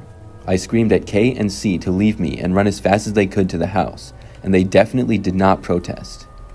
I was always the slowest, which meant I pretty much always lost. Luckily, it didn't seem like this other guy was very fast either.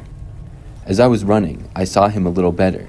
He was wearing a black sweatshirt and black sweatpants, but his shoes were white, like bright white, not dirty at all.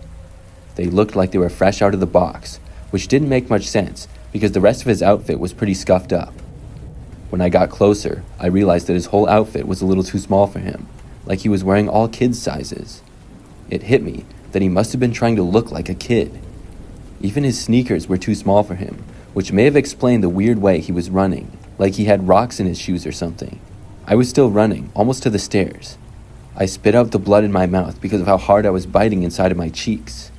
Finally, I saw J and H reach the stairs, with whoever this guy was maybe 10 to 15 feet behind them, just enough for me to beat him. C and K got to the stairs seconds after J and H, and I reached them just after. What happened next was one of the scariest things in my life. As soon as I reached the stairs, as the last one, whoever this guy was, just stopped. He was standing on the sidewalk in front of our house like a horror movie, with his head tilted to the side. I couldn't see his face. He was backlit by the streetlight, so all we could see was the silhouette of his tight-fit clothes. A bit of his mouth was surrounded by enough stubble to tell him he was in his mid to late 30s, and the sharp object in his hand. My brother was fumbling at the door to get it open, and the rest of us were just crying, me the most as I was holding my little brother. But then he just walked away. Like he literally just walked down the street and around the corner.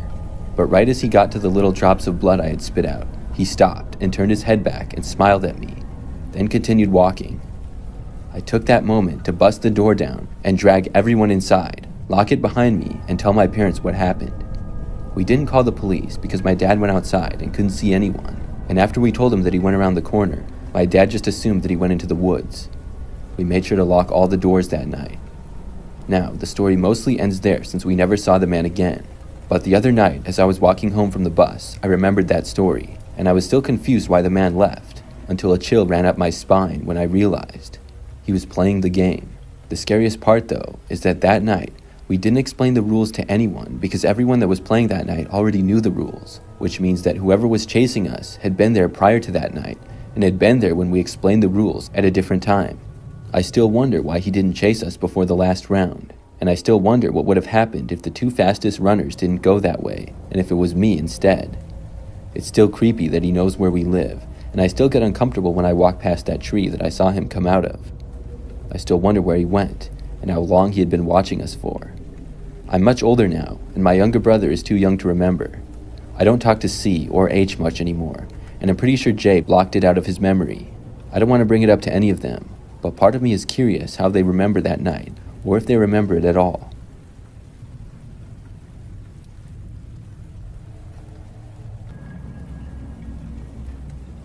Before I tell this story, I will give you some background. I live in a neighborhood that's slightly out in the country. It's not in the middle of nowhere, but probably about 40 minutes from the closest major city. The area has some farms and lots of woods and things like that. Because it's quieter around here and everybody has a little bit more land, there's more wildlife. I like to go on walks around my neighborhood because there's a lot of interesting things to see.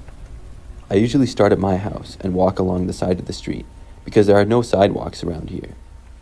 I will go for about a half a mile to a mile and then turn around and head back. There are a few quiet streets that lead to other neighborhoods. I rarely see anybody driving or walking when I go on the walks. Occasionally, somebody walking a dog or something like that, but usually nothing. There's also a park nearby that's usually pretty quiet, but sometimes I go there and then head back. Now, to start this story, it was the evening and almost sunset. I was working a little bit later hours that week than usual. With it being the early spring, the sun also set kind of early as well. I walked from my house to the park that was a little less than a mile away. When I was on my way back, I heard a noise in somebody's yard. It was the space between one house and another, and there was a large amount of room between them. There were a few trees and bushes in that space. It was dark, but it sounded like maybe a larger animal was behind one of the trees. I stopped and looked. At first, I didn't see anything, but then what I did see shocked me. There was a man looking at me from behind one of the trees. It was really dark, but it appeared as though he was looking back at me. When he saw me, he then ducked behind a tree. This was kind of odd. I didn't think that the man lived there, and I didn't recognize him. Sure, I didn't know all of my neighbors, but this behavior was just strange, and it didn't seem like he lived there. But there wasn't much about it that I could do, so I kept walking home. Eventually, I made it back and everything was fine.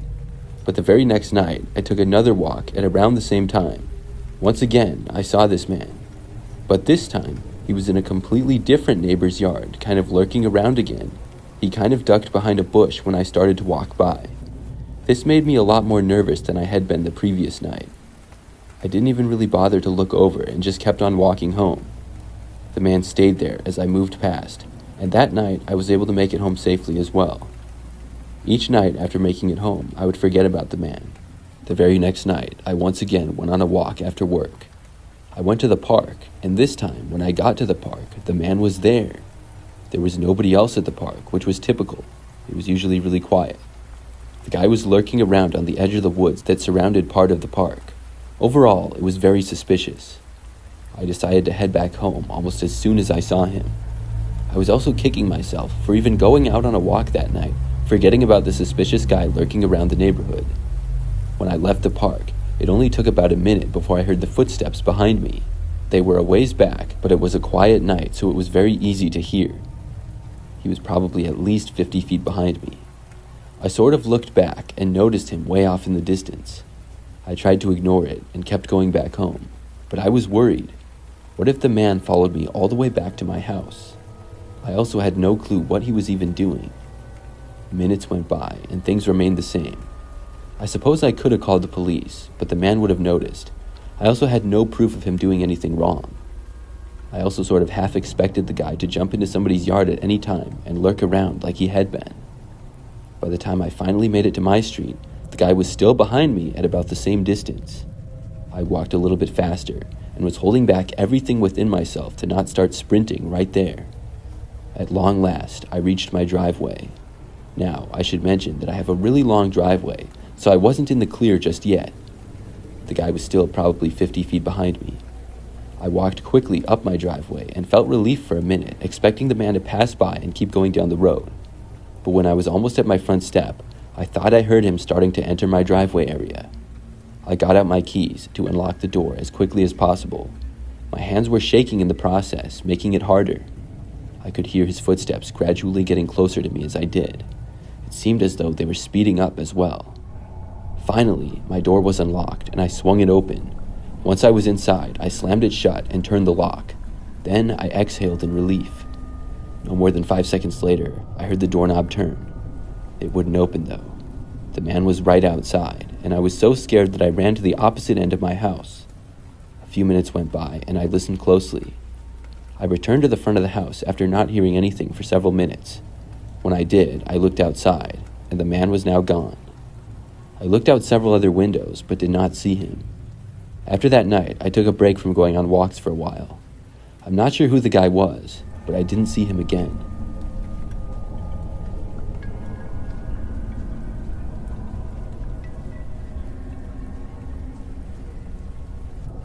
This is a true story. It happened to my family, and it involved my firstborn son, who was just a couple of months away from his 8th birthday. He was in 2nd grade at the time.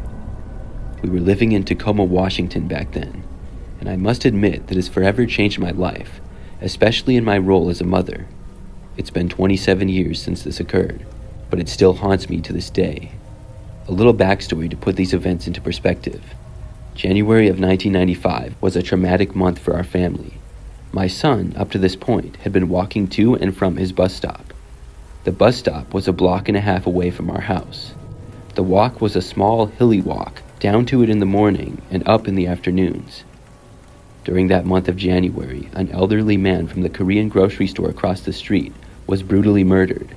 I could see the shop from our bathroom window, and we also survived our first earthquake, so you can see that this was a traumatic month from the start. My son was used to traversing the alleyway that ran between the back of the houses on our street and the back of the houses on the next street.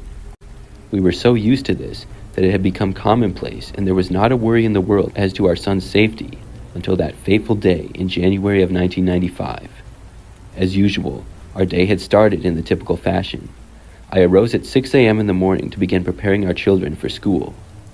Our second oldest was the first to leave, because he was in special ed and had to be bused across the city to the west side of Tacoma. Then our oldest son left the house, as usual. We kissed goodbye, and I watched as he walked through the small housing complex we lived in and out the gate and started down the alleyway. Now, my next oldest son, who was only 4 at the time, was ready to go off to preschool, while my youngest son, at the tender age of 3, was still at home with mommy. After I got son number 3 off to school, then it was a typical day for myself, my husband, and our youngest. We lived in a small complex with 4 small houses, each one with a fenced yard, and then another gate that enclosed the small complex. At the time of this incident, my husband and I were managing the property for our landlord, and so we had recently rented out the house next door to us. The tenant was a sweet old black lady with a head full of gray hair and just as nice as can be. She would be a delight to live next to and key to what happened this particular afternoon. Now, I'm not going to go into detail of my daily routine, as that's all irrelevant. What happens next will start in the afternoon, at the usual time that I knew my oldest son would be coming home from school. I was busy in the house, tending to the household chores, when I heard a frantic knocking at my front door. I opened it and saw through the screen door that it was my next-door neighbor. I don't remember her name now, although I'll never forget her heroic actions that day. I asked her what was wrong, because she had a panicked look on her face, and she was yelling at me, saying that someone was trying to kidnap my son. She had stepped outside and seen what was happening, and then ran to us. I screamed for my husband, and we ran out the front door, and to my horror, a man in a white sedan was trying to grab our son and pull him into the vehicle. I was screaming and going ballistic, while my husband started running towards the car screaming, "Get your hands off my son, I'm going to kill you." And I was screaming, "Kill him, hon." We were both staring in horror, while our son tried to get away. And then the man kept moving the car up a bit and opening his door to try to block our son. Our son's back was now against the fence that surrounded the complex we lived in. At one point, he actually had his hand on our son's arm and was about to pull him into the car when the neighbors heard the commotion and jumped into action. At this point, our neighbors who lived across the alley and were drinking buddies of my husband heard the commotion, and both of them, 2 brothers, leapt over the 6-foot fence, sprinted around to the front of the perp's car, and then one brother, out of respect for their privacy, I'm not giving their names, swept up our son into his arms and hurriedly brought him back to me and said, "Here, Mom." In the meantime, the man just sat there, stone silent in his car, not moving at all. I stared into his eyes, and I can tell you one thing. I had never seen such dark, soulless eyes as I did when I stared into that man's black eyes. I shivered because it was like I was looking into the very eyes of utter darkness, the devil himself. He actually sat there long enough that we were all able to get a complete physical description of the man, the vehicle, and the license plate. My neighbor called the police. Of course, before they arrived, the man finally sped off, throwing gravel and dirt up in the wake of his departure. I still shudder to this day when I think of what would have happened if my neighbors across the alley hadn't come to our defense. That perp would likely have gotten our son into the car, and we would have never seen him again. One other thing that upset me is right before the man left, he pulled out a Polaroid camera and rapidly took a couple of shots of our son. That really creeped me out so much. The police arrived soon thereafter, or should I say one police officer, who looked like he couldn't have been more than 25 or 26 years old. Definitely late 20s, and at the time, I was only in my early 30s, so not much younger than myself. He definitely looked as though he had just come out of the police academy. My advice to all police, don't send a rookie out to investigate child abduction cases or near abduction cases. That young officer eyed me skeptically and just said that I was a hysterical mom. I couldn't believe it. Of course I'm going to be hysterical. Someone just tried to abduct our son. I'm sorry, but that should have been handled by a seasoned detective. This scarred me for life, and for a long time, almost 3 years, I wouldn't let our son out of my sight and made him hold my hand everywhere we went. And obviously, I went to extremes to protect my other children as well. Of course, he grew up and became irritated with my overprotectiveness as I wouldn't let him out of my sight. He was almost 10 and a half years old before he finally got out of the house and away from me, and that was because of his dad. He'd finally been allowed to leave the house and ride his bike down to the corner store. At this time, we were no longer living in the house where the near abduction attempt occurred. As I conclude this, our son is now 35 years old, happily married, and is a successful auto mechanic with his own shop and business. We no longer live in Washington State, but have moved to another state. God bless all of you, and take care. It's a dangerous world out there.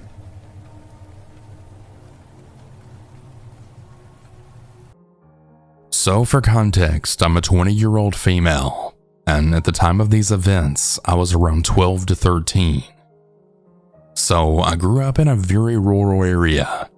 Like, my town was so small that it was legally considered a village. My house is one of 4 on a span of about 40 acres. There was my childhood home, my grandparents' house that was right up the street, and 2 neighbors. One of the neighbors, we'll call T, had been living across near my family for as long as I could remember, and he rented out a trailer he owned which was inhabited by the 4th neighbor, who we'll call J. J and his girlfriend, who we'll call A, had moved in just a few months before these events, and I hadn't really met them. I knew of them, but I hadn't interacted with them directly. The day that I met J and A was extremely awkward, as I was a kid, and I didn't really want to talk to them. But my grandma had made me go with her to drop off some vegetables that she had grown in her garden. When they came out, right after my grandma knocked on their trailer door, I was first struck by how they looked. I know that it sounds bad, but I'm not judging. But I know that both of them were addicted to meth. My grandma started the conversation, and I tried to be polite as I was raised to be, by then introducing myself when told to do so. I wasn't really able to finish my sentence, as I noticed Jay was staring at me very intently. He looked like he was either mad or hungry, or even both. Not the creepiest off the bat, as they both seemed polite enough, and I brushed off the stares, just him trying to be polite, looking at me as I spoke to him as most people do. The creepy part is that as time went on, he began to try and be near me more and more. He'd ride his bike past our house over and over for what seemed like hours, all while me and my brother played catch in the yard. Then he began to go to church with me, my brother, and my grandparents. He made sure to sit next to me in the back seat of the car as he rode with us. If my brother tried to sit in the middle so I wasn't right next to Jay, he'd throw a fit about how my brother was squishing him against the door. Then he began coming to my grandma's house whenever she'd have me and my brother after school, offering to tutor me with various subjects. What really scared me was that I began to see him walking near our house at night, trying to shine a flashlight into my window. He tried various things to get close to me. He tried to convince my parents to let him teach me how to golf, tried to help me practice my catching positions for softball, and he tried to get me to go with him and A to the movies. And also, none of these things ever included my brother, only me. Things finally came to a head when I was playing with my dog outside in our front yard, and he had started repeatedly doing laps on his bike down the road again, staring at me just like he did the day we met. I was extremely uncomfortable, as you can all imagine. I've always had very good intuition about people, and something was just really off with him. But that day, I was terrified. He parked his bike right in the middle of the road and got off. He started walking towards me at almost a jog, and I just kept backing away from him. What happened next is why I honestly believe that dogs are a much better judge of character than people could ever hope to be. My boxer dog ran up to him and launched herself onto him when he was about 6 feet away from me. She tore into his arm, and I saw blood. I started to scream, and my mom ran out shortly after. She was trying to pull my dog off of him, but as soon as she was able to, holding onto the dog's collar, she started yelling at him, asking why he was in our yard in the first place with me all alone. He couldn't answer her, and he just started running back to his bike, riding back to the trailer.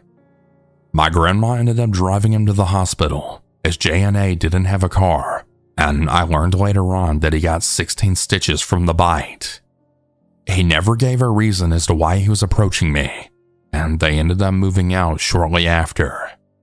I haven't seen him since, and I'm still terrified to this day to run into him again. A few years ago, I was renting a house in Northern California. The neighborhood was just outside the suburbs. It seemed like the perfect balance of having space and having nice neighbors close enough not to feel isolated.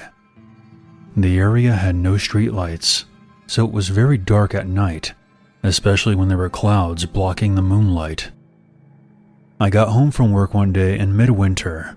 It was a cloudy night, so pulling up to my house, I saw only what my headlights and front porch light illuminated. When I exited my car, I caught the faint whiff of cigarette smoke. That was odd, but I didn't see anybody outside, so I ignored it and went in. I just got off my shift with a few hours overtime, so I felt pretty tired. Even though it wasn't even 7 o'clock yet, I decided to take a shower and call it a night. I woke up sometime later. I was sure that I heard a noise inside of my house. I wasn't worried right away, because my friend would sometimes stop by to use my shower after work. I even gave him a spare key. However, he would always text me beforehand, and I hadn't heard my phone go off. I reached over to my bedside table to see if my friend had sent me a text. The bright light from my phone's screen blinded me. These were the days before phones had light sensors that would dim the screen in the dark, and this particular phone was so bright that I could use it as a flashlight. I squinted my eyes and could make out that it was 9-something in the morning, but I couldn't tell if I had an unread message in my inbox or not. I set down my phone and called out my friend's name. There was a couple of seconds of silence, followed by a loud footfall as someone started moving through the bottom floor of my house.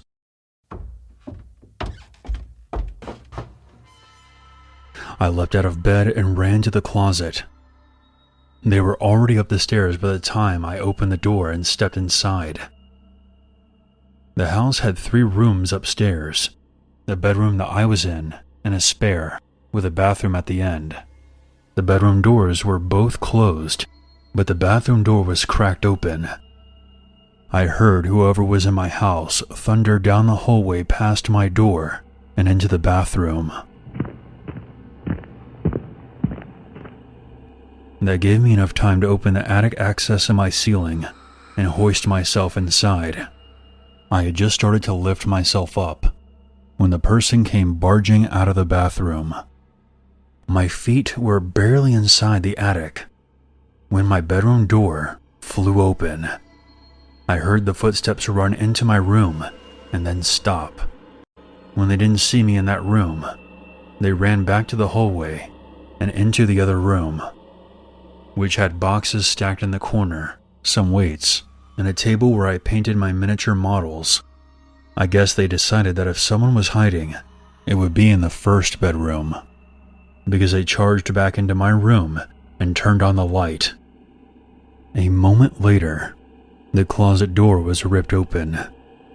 I was crouched in my attic, just a foot or so away from the access, so I could try to stop them if they began to climb up. From my vantage point, I could see from about their knees down. They were wearing a dirty pair of blue jeans with frayed cuffs and worn-out work boots. After a few seconds of looking around my closet, they stepped away, and I heard a loud crash come from my room, followed by a scream of frustration. The scream was the most unnerving part of the incident for me. It reminded me too much of my stepfather, who would shout in a similar way whenever he lost his temper. He would eventually be committed to a mental hospital. The man inside of my house ran back down the stairs. I heard crashes and clatters as things were thrown around and furniture was knocked over. I stayed hidden in the attic. I left my cell phone by my bed when I ran for the closet. I wasn't certain if I could climb down without him hearing. After some time, the noises stopped. I started counting slowly. When I reached 1,000, I decided it was safe enough to climb down and call the cops. The first thing I noticed when I exited the closet was the intruder had flipped over my bed, I assume in some attempt to find me. I couldn't find my cell phone, so I used my landline to call the cops.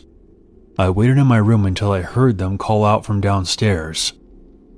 The first floor was a mess, but that was something I expected. Chairs had been knocked over, the sofa had been flipped, all the books, pictures, and knickknacks I had on my shelves were strewn across the floor. The cupboards in the kitchen had been opened, and all the boxes and cans had been thrown to the ground. As far as I could tell, though, the only thing that was missing was a single knife out of the wooden block in my kitchen. The police checked my house from top to bottom. They found out that the side door had been forced open by a crowbar.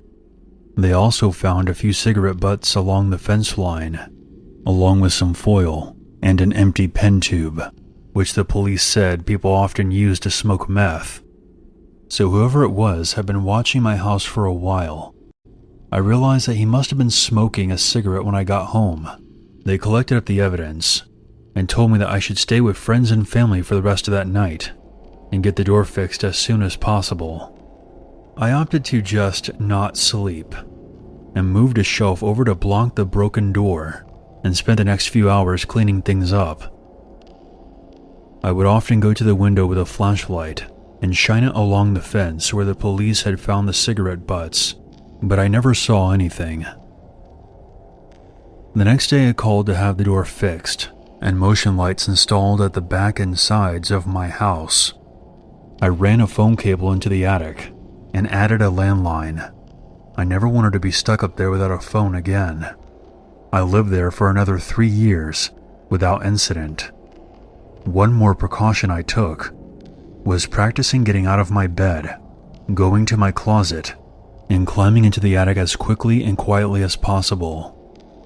I even kept at it when I moved, except now I go to a crawl space in the back of my closet. I try not to think about what would have happened if I had been just a bit slower, or if he hadn't gone into the bathroom before making his way to my bedroom. Just a little background. On the day this happened, I was with my girlfriend. I am also female, and we are both just under 5 foot tall and maybe 100 pounds soaking wet. Point is, we're tiny. But anyways, on to the story. On this particular day, it had been raining outside and seemed like the perfect weather to stay curled up inside watching movies. One problem: no snacks. So my girlfriend and I decided to walk to the mini-mart just down the street. As we were walking, we noticed there was a man trailing some distance behind us, and he is muttering to himself, talking under his breath. At first we paid him no mind. There are a fairly large number of homeless people in our area, and sadly, many have mental illnesses. We continued walking and noticed he was still behind us. Weird. We get inside the store and start picking out snacks, and I notice he is standing right outside the store, peering in, staring directly at us. At this point, I am a little worried, but when we check out, he is no longer there, so I brush it off. Further down the street from the store, there's a Starbucks, so we decide to stop and get some coffee before walking back to the house. The entire walk, I felt like we were being watched and just couldn't shake the feeling of uneasiness. We walk into Starbucks and order our drinks and sit down to wait. I look out the window, and there's the same guy again. He's across the street, but he is staring straight at us. At this point, I'm freaking out and trying to tell my girl this creep has followed us, but she insists it's nothing. The next time I look up, the guy is inside the Starbucks and staring at us with a look I can only describe as predatory and hungry. I'm terrified at this point. We grab our drinks and are getting ready to head out when he yells out, "Hey, there you are." Heads turn to see what the commotion is about, and he calmly says, "That's my niece and daughter. I told them not to go anywhere without telling me." My girlfriend decides to react at this point and grabs my hand, and we get out of there. We speed walk down the street, hoping to put some distance between us before he can react. I turn back around, and he's still following us. He's not chasing after us. He's sauntering in a way and has a menacing look on his face. This guy was pretty built and close to 6 foot. There was no way we could take him if it came down to it. We do the only thing that we can think of and start running. This is when he starts chasing us and screaming out, "Don't go! Don't you want to play?" The road back to my girlfriend's house is pretty desolate with no houses for a few more blocks, and we're running away from the only area where there would be people. At this point, he is gaining on us, and I think that at any minute he will catch up to us, and that will be the end. The guy is almost 10 feet behind us when, almost miraculously, we see a car coming down the street. We start running towards it, waving our hands and yelling, trying to get this car to stop. It does, and we frantically start telling the driver that this guy is following us. The driver steps out, and the would-be creep stops dead in his tracks. He stands protectively in front of us and says something along the lines of, "Just walk away, buddy. You don't want any trouble." The creep stares us down, and then gives us the creepiest smile I have ever seen, shrugs his shoulders, and walks back up the street. The driver insists on seeing us home and trails behind us the rest of the walk until he sees we are safely inside. Thinking back, we should have called the cops, but we were too scared to think straight. Thank God for good Samaritans. I shudder to think as to what could have happened if that car had not stopped, or that guy had actually caught up to us. So last year, my sister was working at a local Starbucks along this string of shops. There was a grocery store and about 10 other small stores in the shopping center. One day my sister came home and began to tell us about this really creepy guy who kept coming in at the same time every night. She's 16 and really small, about 5'1". She's also really skinny and doesn't know how to defend herself either. After the first few encounters, he began to call her Goldilocks or Cutie Pie. She claimed that this guy was in his late 20s or early 30s, so this was completely inappropriate and just plain gross. This happened for a few months, and they would tell my sister to go to the back area when he would come in. The guy then would ask them where she was when he didn't see her serving there. Me and my parents decided to go visit her Starbucks around the time he came in a few times, and sure enough, every night around the same time, the guy wore a similar outfit every day. A white t-shirt with blue jeans. We visited her for a few days, and on one of those days, we decided to see how far away he lived and if he was a local, where to keep an eye out. This may have not been a completely appropriate thing to do, but my dad is really protective, so I was up for it. We got in the car after the guy's usual visit. He had also purchased kitty litter at the grocery store, so he was a cat guy, and followed out his car. This is where it gets really weird. We were in the car for about 45 minutes when we crossed the state line into the neighboring state. He lived in a not-so-nice area, not to mention it was Maryland, and he drove for another 10 minutes until he reached his rundown apartment complex. Full-on ghetto. This guy was traveling close to an hour to see my sister every day. After this, we told her to talk to her coworkers about it, and they told the guy that he wasn't allowed to make contact with my sister anymore because she was a minor. He never came back to that Starbucks again. My sister actually ended up moving to a closer one too in the end, so the creepy guy in blue jeans and white shirt at the Starbucks wouldn't be able to see her.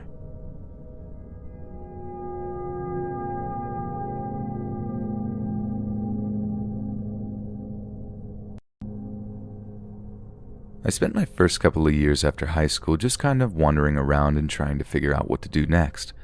I worked at a lot of lame jobs, and I regularly signed up late for classes at a couple different community college campuses.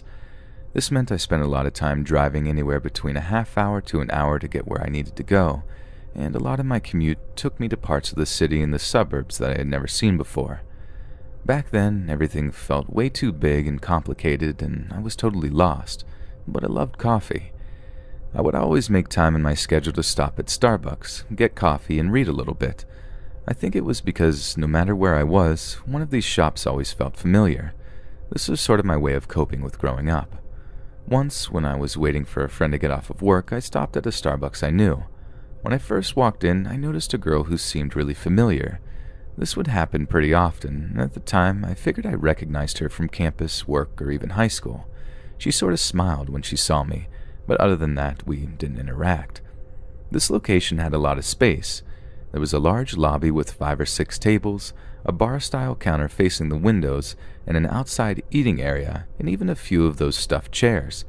The girl I had first noticed sat at the table closest to the door, and I chose a smaller table by one of the windows, away from the other customers, but clearly visible by most. I probably bought a mocha. When I sat down, I must have spread all of my stuff out because I remember the table being kind of cluttered. I like to take notes when I read, even just for fun, so I'll have a notebook, a pen, my book, and also my wallet. I don't like to sit on it, and my phone on the table. I'm pretty single-minded, so when I read, I can get really into the zone. I'll lay my book on the table so that I can hunch over my notebook and take notes without losing my place on the page. Sometimes I'll lose track of my surroundings. This time, when I eventually looked up, I realized that someone was watching me. Another guy had taken the table across from mine. He looked about my age with yellowish hair. I remember he was wearing jeans, which seemed weird because it was still basically summer and it was hot out. He didn't have any drink, and it didn't seem like he was going to order one. Once he saw that I had his attention, he started talking to me. He asked me small stuff like what my name was, where I was from, and what I was reading. I was immediately creeped out, but I had always been inherently introverted, and at that time I was trying to span out and meet new people, so I talked to him. Eventually he moved over to my table and talked about how he was new to the area. He asked where I was going after this, and when I told him, he said he was going in the same direction. He said that since he was new, he didn't know any of the street names, but that he could find his way by landmarks and stuff. As hard as I was trying to be social, for some reason I didn't feel comfortable giving him a ride. I told him I was planning on staying at the coffee shop for a couple of more hours because I was waiting for a friend. This seemed to bother him because he abruptly changed the subject, but he eventually brought it back up. We went on like this for maybe a half an hour. He would ask for a ride again, or ask which car was mine, and I would make up some excuse, and then he would talk about something else for a couple of minutes. Eventually, we ran out of other stuff to talk about, so he just started looking at my stuff more. He looked at my notes, asked to borrow my pen, and at one point he even picked up my wallet and started looking through it. Back then, I was really non-confrontational, so rather than demand my stuff back, I just started to slowly pack up whatever he wasn't messing with. Eventually, he decided he needed to go to the restroom, so I started putting everything away. At this point, that girl I had recognized from earlier came over and asked if I was okay. I said I was, but I probably looked really uncomfortable. She told me that I shouldn't give him a ride, and that I should just ask him to leave me alone. She actually even stayed with me until he came back out and told him that he should leave me alone. He kind of acted shocked and offended, but then he left the store. At that point, I probably should have just left myself, but I stayed. I talked to the girl a little bit and went back to reading. After a while, a lady in her mid-30s came in. She wore a low-cut blue dress and a lot of makeup. Her hair was styled. She sat down across from me and asked if my name was Dean. I told her yes, and she asked if I could give that guy a ride. She actually offered to pay me $20 to give him a ride. I politely refused and got up to leave, but when I got to the door, I looked outside and saw that the guy was waiting by my car. I hadn't actually identified it to him, and this was a large store parking lot. I looked back at the lady, and she was just watching me. Rather than go confront him, I sat across from the girl I knew in the spot where I could watch this car. I didn't want to admit how nervous I was, so I didn't call the cops or attempt to bring any attention to my situation. Instead, I proceeded to read while I watched the guy. Eventually, a security guard came up and asked him to move along. After that, I basically ran out to my car and drove straight home, making sure no one was following me. I don't know what any of that was about, but I'm really thankful for that one familiar face.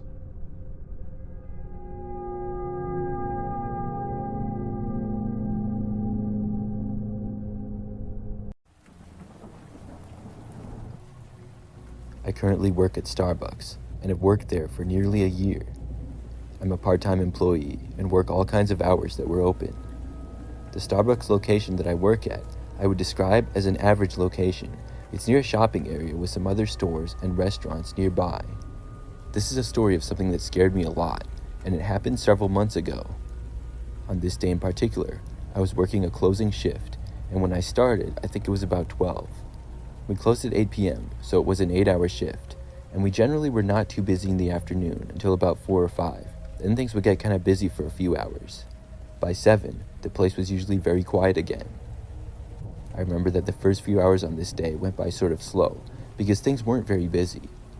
Inside the Starbucks, there are quite a few tables that people often come in and work at on their laptops or read books.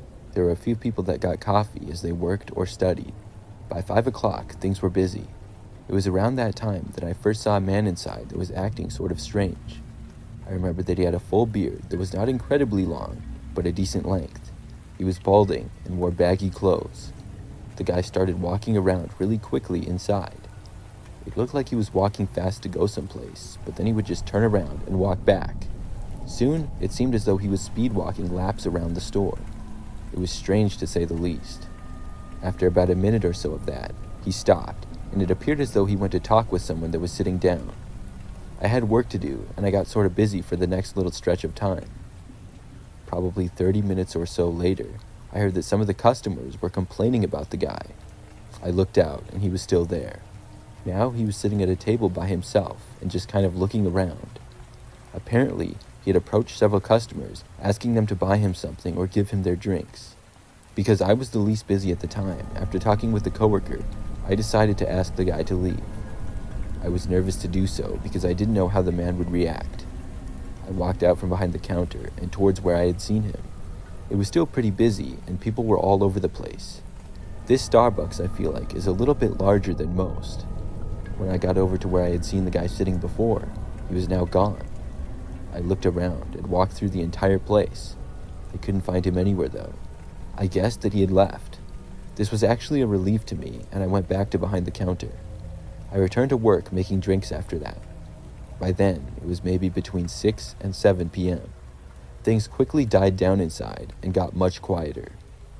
A few of my coworkers left at 7, and there were just 4 of us working for the last hour. When I would work closing shifts, the 7 o'clock hour always seemed to drag on. It was very quiet typically at our location, plus usually it had been a long day to that point. We didn't get a whole lot of customers either. Finally, 8 o'clock came. Nobody else was inside at any of the tables. I walked out to clean the floor like one of us always did at closing time. When I got over to the back area where the bathrooms were though, I noticed that the door was closed to one of them. We had 2 bathrooms right across from each other in this small little back hallway area. They were both single-room bathrooms with a locking door. When nobody was inside of them, they would be open. I remember the man, and instantly my heart sank. Could he possibly be in there? It was like I just knew. Still, I knocked on the door, but I got no response. I waited for a bit and then knocked again. This time, I said that we were closing and I asked if anybody was inside. I got no response then as well. I started to think that possibly somebody had just closed the door and then left. I knocked again and asked if anybody was inside, and I listened closely. I was listening for any kind of movement or indication of somebody being in there, but I heard absolutely nothing. I took a couple of steps back, and then, out of nowhere, the door burst open. Sure enough, the man from before came running out, and he was running right towards me. All I could do was run away from him. My coworkers heard the commotion and saw me running. I ran all the way out of the building though. When I made it outside, the man was probably about 10 feet behind me, and he followed me out. I sprinted through the parking lot and didn't know exactly where I was going. I couldn't get inside my car on time before the man would reach me, so instead, I ran through the parking lot to another one where there was like a grocery store. I ran all the way to the grocery store and went inside of it. Thankfully, they were still open. At some point, the man stopped chasing me, but I honestly don't know when. All I know is when I got inside the grocery store, I didn't see him anymore. One of my coworkers was calling me on my cell phone, and I answered. She asked me if I was okay, and also mentioned that they had called the police. I said that I was fine, but I didn't know where the man was anymore. Very carefully, I walked back to Starbucks. As I did, I kept an eye out for the man, but I didn't see him. When I made it back, there was a police car outside. We all talked with officers, and they said they would search around the area for the man. We finished up our work, then all left. It made for the scariest day I ever had working there.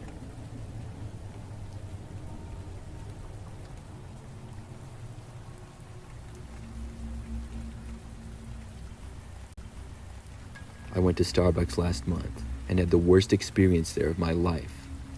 The thing is, I've gone there probably 100 times before. I'm a big coffee drinker, and I have coffee every day before work and throughout the workday as well. I don't stop at Starbucks every day though. Sometimes I make coffee at home. Other times, I go to different coffee places. It just depends on a lot of things. This time though, I was going to Starbucks. As I pulled into the parking lot, the line for the drive-thru was extremely long. Because of this, I decided to walk inside, thinking maybe it would be faster. However, when I got inside, I noticed at least 10 people were there. There was a line of about 3 or 4 to order, and the rest were waiting to pick up the drinks that they had already ordered. The employees all seemed very busy, constantly making drinks and taking orders for both the customers inside and the drive-thru line. At this time in the morning, I imagine that it's always busy like that. I had made my decision though, so I stuck to it and got in the back of the line. As I was waiting in line, a couple of people came inside and got behind me. A few minutes went by and soon it was my turn and I ordered. Then I made my way to the people who were waiting for their drinks. There was probably 4 or 5 other people there when I got there. Soon, one of the drinks was done and one of the people picked it up and left. I waited there for about 3 or 4 minutes as other people periodically got their drinks. I figured that mine had to be the next one because now everybody else who was around me waiting had ordered theirs after me. There were still about 5 of us there. I was actually getting a little bit concerned because I really needed to be getting to work. I didn't expect it to take this long to get my drink. Finally, one of the Starbucks employees put a drink down and said my name. I should mention that my name is Jessica, and the drink was clearly what I had ordered, the same size and everything. I started to walk over to get the drink, but a woman cut in front of me immediately. She had just ordered and wasn't even right behind me in the line. There's no way that this was her drink. I was in sort of disbelief as I watched her pick up the drink and start to walk out. I followed her and stopped her just before the exit. I told her that I thought that was my drink. She turned to me and had a really angry look on her face and told me no, it was hers. I told her that my name was Jessica and I had ordered before her, and this was exactly what I had ordered as well. The woman claimed that her name was Jessica and she was in a big hurry. I asked her what it was that she ordered because I didn't believe her. She just said, "This," as she held out the drink to me. She didn't even say the name of it, which made me doubt her even more. Then she started to walk out. I didn't want to go and ask for them to make me another drink and tell them the situation. The employees seemed far too busy to even notice, and I didn't want to be late for work. I told the woman, "Fine, take it then," and I walked out behind her and headed for my car. I would just make a pot of coffee later when I got to work. It really wasn't that big of a deal. Still, the fact that this woman had cut in front of me, taken my drink, and been so rude about it made me angry.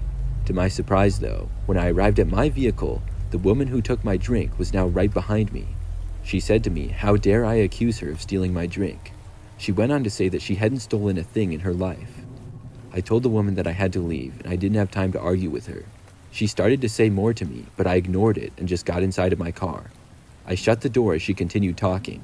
When this happened, the woman then said, "Here, take your stupid drink." She then removed the lid and dumped the whole thing on my windshield. I was shocked. I didn't know what to do. Before I could say anything though, the woman was storming off in the other direction. All I could do was turn on my windshield wipers and then drive off. The whole experience really blew my mind at how rude some people can be. I got to the end of the parking lot to merge back onto the road. It was busy and I had to wait for a little while. During that time, I saw a car drive right up and slam on its brakes right behind me and then start honking. I could see that the same woman was behind the wheel. I really didn't know what her problem was. When I finally merged onto the road, she went right behind me and proceeded to follow my car at an extremely close distance, even honking at me a few times. This went on for several miles before finally she swerved around me, flipping me off in the process. She then sped away and out of my sight.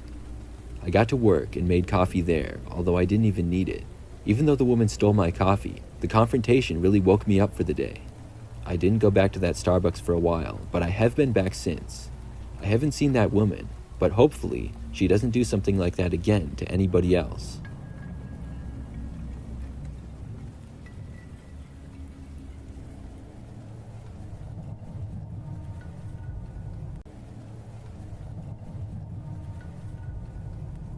I'm a female, and this happened a few years ago when I was in college.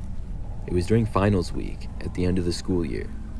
I had lots of studying to do to get ready for my final exams. There was a Starbucks between my apartment that I shared with my roommate and campus. I occasionally went there to study because I could focus better than at our apartment. Drinking some caffeine would also help me focus typically. One day, I entered the Starbucks off campus later in the morning. Things were pretty quiet because it was after the morning rush. There were a few people on laptops and stuff, and I brought mine as well as some school notes and books. I sat down at a table, got my stuff out, and then went up and ordered a drink. Then I got to work studying for some of my exams. Probably an hour or two later, I was still there and going strong. I was very focused and not really paying that much attention to my surroundings. That's when seemingly out of nowhere, a man approached. He was tall, sort of thin, and much older than I was at the time. He waved at me briefly as he stood there on the other side of the table I was at. He asked me what I was doing, and I told him that I was studying for my final exams. The man then asked if he could buy me a drink. I told him no thanks and smiled politely. Then I pointed to the drink that I already had. The guy said, "You're finished though." I had in fact finished it, but the cup was not see-through, so I'm not sure how he knew that. I told him that I didn't want another one though, and I was good. The guy stood there for a few moments and then just kind of walked away. I looked back at my laptop, but then looked up again a few seconds later to see where he went. He sat down in the corner across from me, but a decent ways away. After sitting down, he immediately looked up in my direction, and I looked back at my laptop. From then on, I looked up here and there, and I caught the man staring at me several more times. Soon, I decided to leave because it was causing me to not focus as well. I had a good amount of studying done though. I left and went back to my apartment. I didn't have any more classes for the day, so I stayed at my place. My roommate got back later that night, and I continued to do some more studying in my room. I had an exam the next morning and another one the following day. At about 10 p.m., I decided to go to bed. As I was getting ready, there was a knock on the front door of our apartment. I assumed it was probably somebody there from my roommate, possibly one of her friends. My roommate and I got along well, but I never knew all of her plans. I didn't think too much of it until she came over to me and asked me if I had invited anybody over. I told her no, and she then said that some guy was standing outside of our door. We both went over to the kitchen where the front door opened up to. I looked through the little hole to the hallway, and the same guy was standing there. I jumped back when I saw him. My roommate asked me who he was, and I told her about earlier in the day. I had no idea how the man got our address. We did not answer the door. He knocked again several more times. In total, he stayed there for probably about 10 minutes, and it felt like forever. Finally, he left. I went to bed, and luckily, the guy didn't come back that night. The following morning, I took one of my exams and returned home to study for the exam I had the next day. This time, when my roommate was gone and I was home by myself, at about 5 p.m., there was again a knocking on the front door. I walked over and looked to find the man there again. This time, he was more persistent. The way he knocked was louder than before and faster. It was like he knew that I was home and was frustrated that I wasn't answering. Then, he even tried opening up the door, which was locked. I was terrified. What if he tried breaking in or something? I called my roommate and told her that the guy was back. She was on her way home, and I didn't want her to run into him. He stayed there, standing outside the door, but didn't knock again. He just stood there for a really long time. I kept watching, hoping that he would leave. After at least 10 more minutes, he finally did. I told my roommate that he was gone, and soon after she got back home. But neither of us felt safe there. Luckily, we had some friends who had a college house not too far away, and we ended up going there to spend the night. They had enough space for us, and we were both afraid that the man would return again. When we stayed at our friend's place, the guy didn't show up there. In fact, I only had to be at college for 2 more days, and I stayed at the same house the whole time. I just didn't want to go back to our apartment. My parents then came up during the day to help me move out of the apartment. I'm sure that the man probably returned, but at least he didn't break in. I still don't know how he knew where we lived though. He must have followed me back, which really creeps me out, but I had no idea. I'm just happy that I haven't seen the guy since.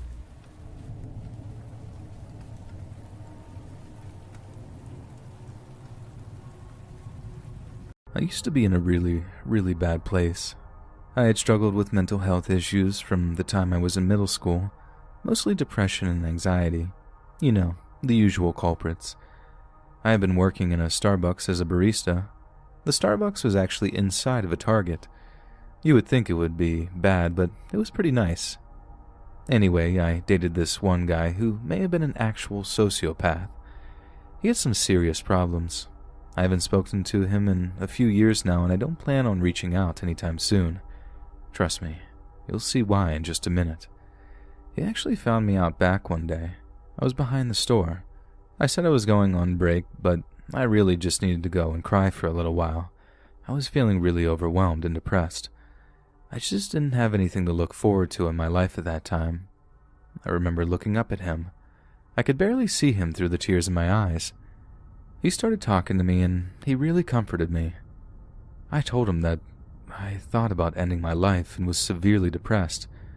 At the time, I thought he was just a really sympathetic person, willing to help someone down on their luck. But now I know the truth. He saw a struggling person who would be easy to abuse, and that's exactly what he did to me. I vividly remember him wiping my tears away, right off of my cheek. I was so touched, and his name was Mike. He really got me. It wasn't long before we had exchanged numbers and started dating. It was really great at first. That honeymoon part of a relationship was so great, but the honeymoon phase doesn't last forever, and when I started to see him for who he really was, I got afraid. I noticed that he wore a mask, and I don't mean like a costume. He would pretend to be someone that he wasn't. He literally faked a personality. There were a few times that I was at his apartment and he would just start acting really weird. It was like his true self came out, and it was horrifying. He was so mean that I honestly can't even put it into words. He really did enjoy making me suffer. I remember him telling me that I wasn't good enough and that I needed to lose weight and read more and work harder and a million other things. He told me everyone in my life thought that I was pathetic. He said so many things like that, and I honestly couldn't stand it. It was like he found that negative voice in the back of my head and put it on speaker. The worst I ever felt about myself was when I was with him, and I totally let it all happen. Because no matter how mean he ever was to me, a part of me secretly believed that he would be the only person to ever be with me, that I wasn't worth anyone better than him. Yeah, it was a really dark time. It wasn't too long into our relationship that he convinced me to move in with him. He actually had a nice place, but it was kind of far from my job and my parents. Because of the move, I had to drive almost half an hour one way to Starbucks. Of course he didn't care. He never did about things like that. He gradually isolated me from everyone in my life. He did it one by one. He started with some of my friends, and I might mention that I wasn't very close to them to begin with. but any contact with anyone other than him was a threat. So he would tell me that so-and-so person that I speak to once in a while actually hates me, but sometimes he was more abrasive about it. There was one time when he grabbed my phone right out of my hand and blocked my coworker's phone number. He was really threatening about it too. I knew that if I ever unblocked him, that he might actually do something to me. Things started escalating to the point that even I recognized that they were out of control. I knew if things continued down this path, he was going to kill me or I was going to end up taking my own life. It really was that bad. I won't bore you with every little horrible story, but he broke my stuff, cheated on me. He even joked about the fact that he cheated on me. Said I should be happy he's with me at all when there are so many other great women out there, and all kinds of stuff like that. The day I realized that I had to get out was really important. I didn't really have anywhere to go, though. Mike basically forced me to break off contact with everyone, and he regularly checked my phone to make sure I wasn't speaking with someone who I wasn't supposed to. I reached out to my mom while I was at work, borrowed one of my coworkers' phones and gave her a call. It was really nice to hear her voice. I explained as much of the situation as I could, and she said she completely understood and that she was more than happy to let me move back home. That was a really touching moment for me. I walked out that night because Mike was out. I was able to pack my stuff and leave without ever having to say anything. He probably would have gotten me to stay somehow, said the right words, made me feel like everything was going to be okay, the way he always does. He didn't appreciate the fact that I was gone. He was mad. He started showing up at my job a few times a week. He would always try to talk to me, convince me that things could get better. He said that he would change and be nicer to me, but I knew that he was just lying to me. I knew he just wanted me back under his thumb. I ignored everything he said, and that seemed to work for a little while. It didn't stop him. There was no way that I was going with him again. This is where things get crazy, though. He really wanted me back. He showed up at my work one day. I actually happened to be on break. I was walking around Target and just killing time, honestly. As I was walking, I saw him looking through some of the glass near the Starbucks section of the store, and my heart dropped. He looked livid, like really worked up and violently kind of mad. I stopped and just stood there for a moment. I didn't know what to do. He turned around and saw me, and we made eye contact, and the only thing I could think to do was run. My body spun around faster than I ever had before. I ran as fast as I could in the opposite direction, and I knew that he was chasing me. It was actually weird how I got out of the situation. There is an employee door that you need a card key to get through. The Starbucks employees had them too for some reason. I think there was a glitch in the system, but either way, I was far away enough from him that I got through it and closed the door behind me. One of the Target employees asked me if I was okay. As bad as the situation was, I honestly didn't want to make a scene. I told him I was fine and just needed a minute to take a break. I sat there for about 15 minutes and left. Mike was gone, and that was the last time I saw him. I'm not sure why he hasn't contacted me since. I'm just glad he hasn't, though. He was responsible for the worst part of my life, and honestly, I'm lucky to have gotten out of that situation alive. Wherever he is, I just hope he isn't doing the same thing to another poor girl out there.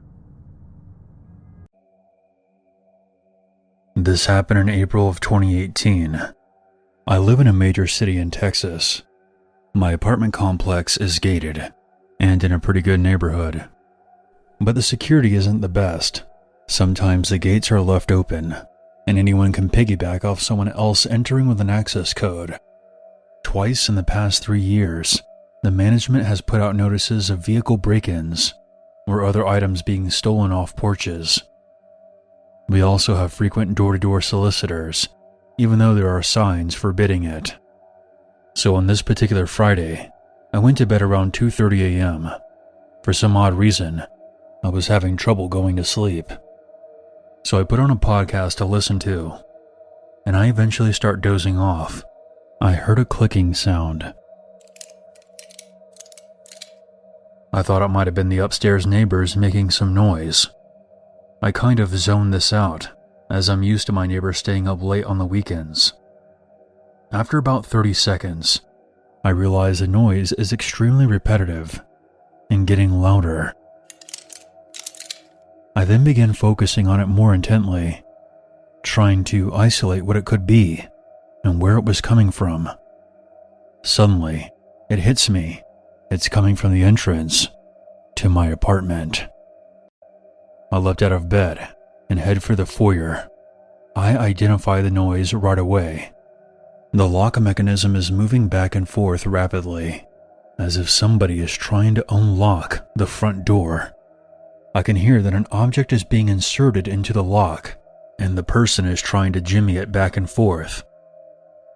I instinctively turned around, head to my bedside safe, unlock it with a combination, and pull out my .357 pistol, and loaded a 14-round magazine, and chambered it with a hollow point round.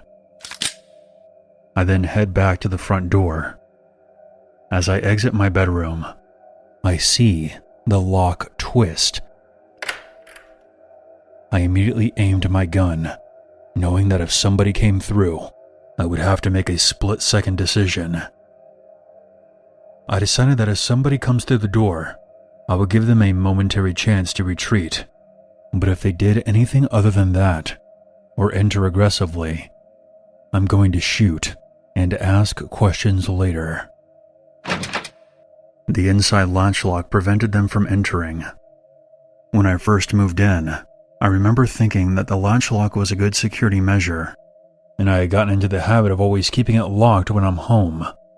In hindsight, this decision saved me from a life or death confrontation. Upon realizing that, I approached the door and looked through the peephole. On the other side were 2 men and 1 woman.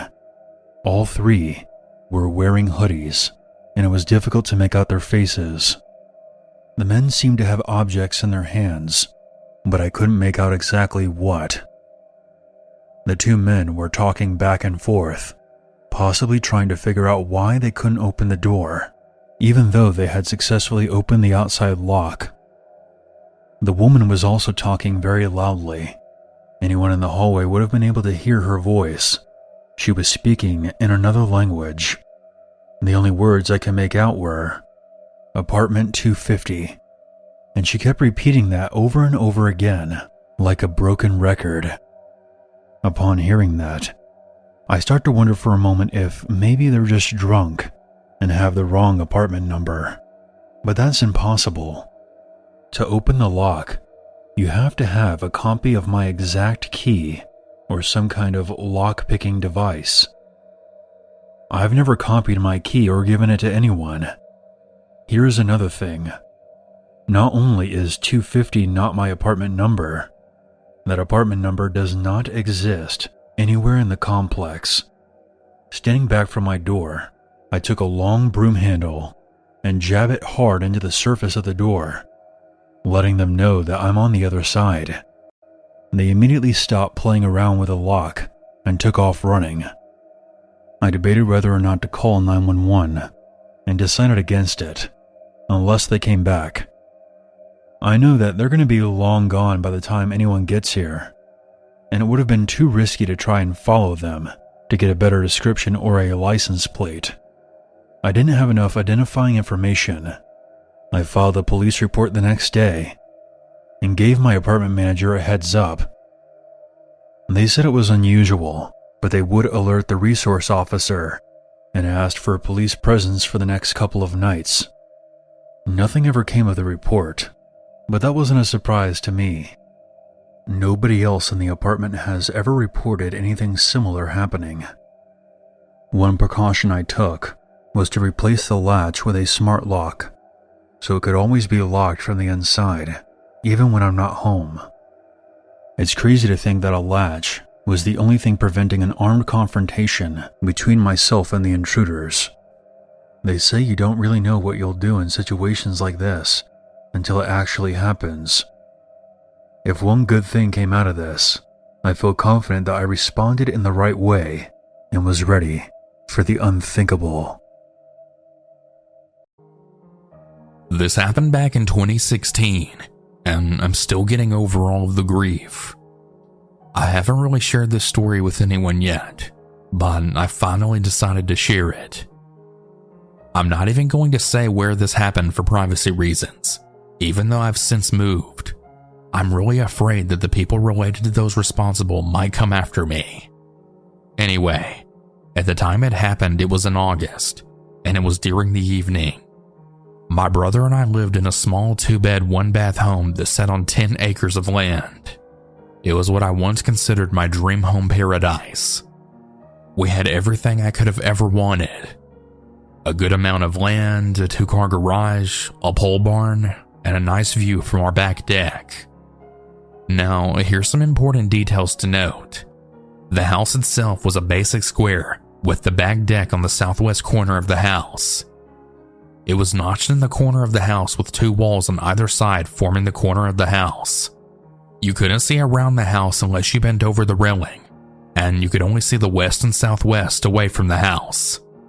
The garage was on the south side of the deck, which was only a few feet away from the deck, and the driveway leading to the garage was in front, so you couldn't see anyone coming up the driveway from the back of the house. Anyway, it was the evening. I was sitting on the back deck smoking a joint, and my brother was in his bedroom. I was just outside enjoying the weather and the peace and tranquility of the area. Suddenly, all of that was shattered when I then heard my brother shouting, followed by 4 loud gunshots. I immediately jumped up and I looked around the wall of the house towards the window of my brother's room, which faces the backyard. I looked just in time to see 3 masked men hopping out of the window. They appeared to be black, and they looked like they were in their late 30s at least. But they were wearing masks, so I couldn't really see their faces. One of them looked at me and froze, almost like he wasn't expecting me to be there. The 3 then turned and ran around the north wall of the house towards the front yard. I threw my joint out, and I ran inside the house through the kitchen. I then went down the hall to my brother's bedroom. The door was open, and I went inside. When I did so, I stopped dead in my tracks, and my heart then froze. My blood went cold as ice. There on the bed was my brother. He was just laying there, facing up emotionless, with his eyes wide open, bleeding to death. Now, what I did next probably wasn't very smart, but I ran to the living room, and I grabbed one of my guns. I threw open the front door just in time to see a blue Chevy Caprice peeling out of the driveway. I fired 3 shots at them, 1 missing, 1 hitting the car's tire, and 1 hitting the back window. I must have hit one of the guys inside because I had heard someone screaming from the car. Looking back, this probably wasn't a good idea to do since there was a house right across the street, and I could have accidentally shot the neighbor's house, but I wasn't really thinking that at the time. Anyway, the car sped off, and I ran back inside. I grabbed some towels to try and go cover the wound on my brother's chest while also calling 911. While trying to cover up the wound, I was telling the dispatcher everything that happened, and I knew that my brother was already gone because he had no pulse when I checked, and he had 3 bullet holes in his chest. But I think I was just in disbelief at the time. Anyway, since this area has almost no crime rate, you can bet your ass that every sheriff and ambulance in the county was there in about 15 minutes. I had to explain to the detective that was there what happened while trying not to break down and crying. The sheriff and detective were both in disbelief too, since nothing like this had ever happened in the area in over 37 years. I'll spare you all the little details, but over the next 3 months, the investigation eventually wrapped up. And here's what I learned. After the police had gone through my brother's phone, they found that he had apparently been getting death threats. Apparently, he had been hitting on a girl that was a gang member's girlfriend. Apparently, the guy had warned my brother to stay away from her, and even after he did, I guess he decided that he still needed to get rid of my brother for good. Apparently, the night before he was killed, he had received a message from an unknown person saying, I'm coming for you. Somehow the guy found out where we lived and brought 2 guys with him to do the job. The strangest thing, though, is we lived 40 minutes away from the gang's territory, which was in the city. This guy was so aggravated at my brother that he drove himself and 2 other guys 40 minutes out into the countryside just to kill him. It really amazes me just how far this guy was willing to go just to make sure nobody ever went near his girlfriend. Now let me tell you what happened to those 3 guys. One of them was the one that I had shot as the car pulled out of the driveway, and he apparently died while in the car. The other guy who was along for the job was caught during a traffic stop. Apparently he was dumb enough to take that same car out the next day, and there was an alert out for it. Now, since there aren't that many sky blue Chevy Caprices left, it was pretty easy to find. He was arrested, and he was charged with murder, and since the prosecutors where the murder happened are way more strict, he was sentenced to death. The guy who orchestrated this whole thing was actually killed in another shooting in his own city the following week. Yeah, pretty crazy how karma gets to you. I think they all got what they deserved in the end, in my opinion anyways. I did have to go to court for the guy I shot, because he had no family apparently. And due to some other circumstances, I didn't go to jail. I did get a hefty fine though for dangerous use of a firearm, probably due to the fact that I could have accidentally shot my neighbor's house, and I had to take a gun training class after that. But I didn't care.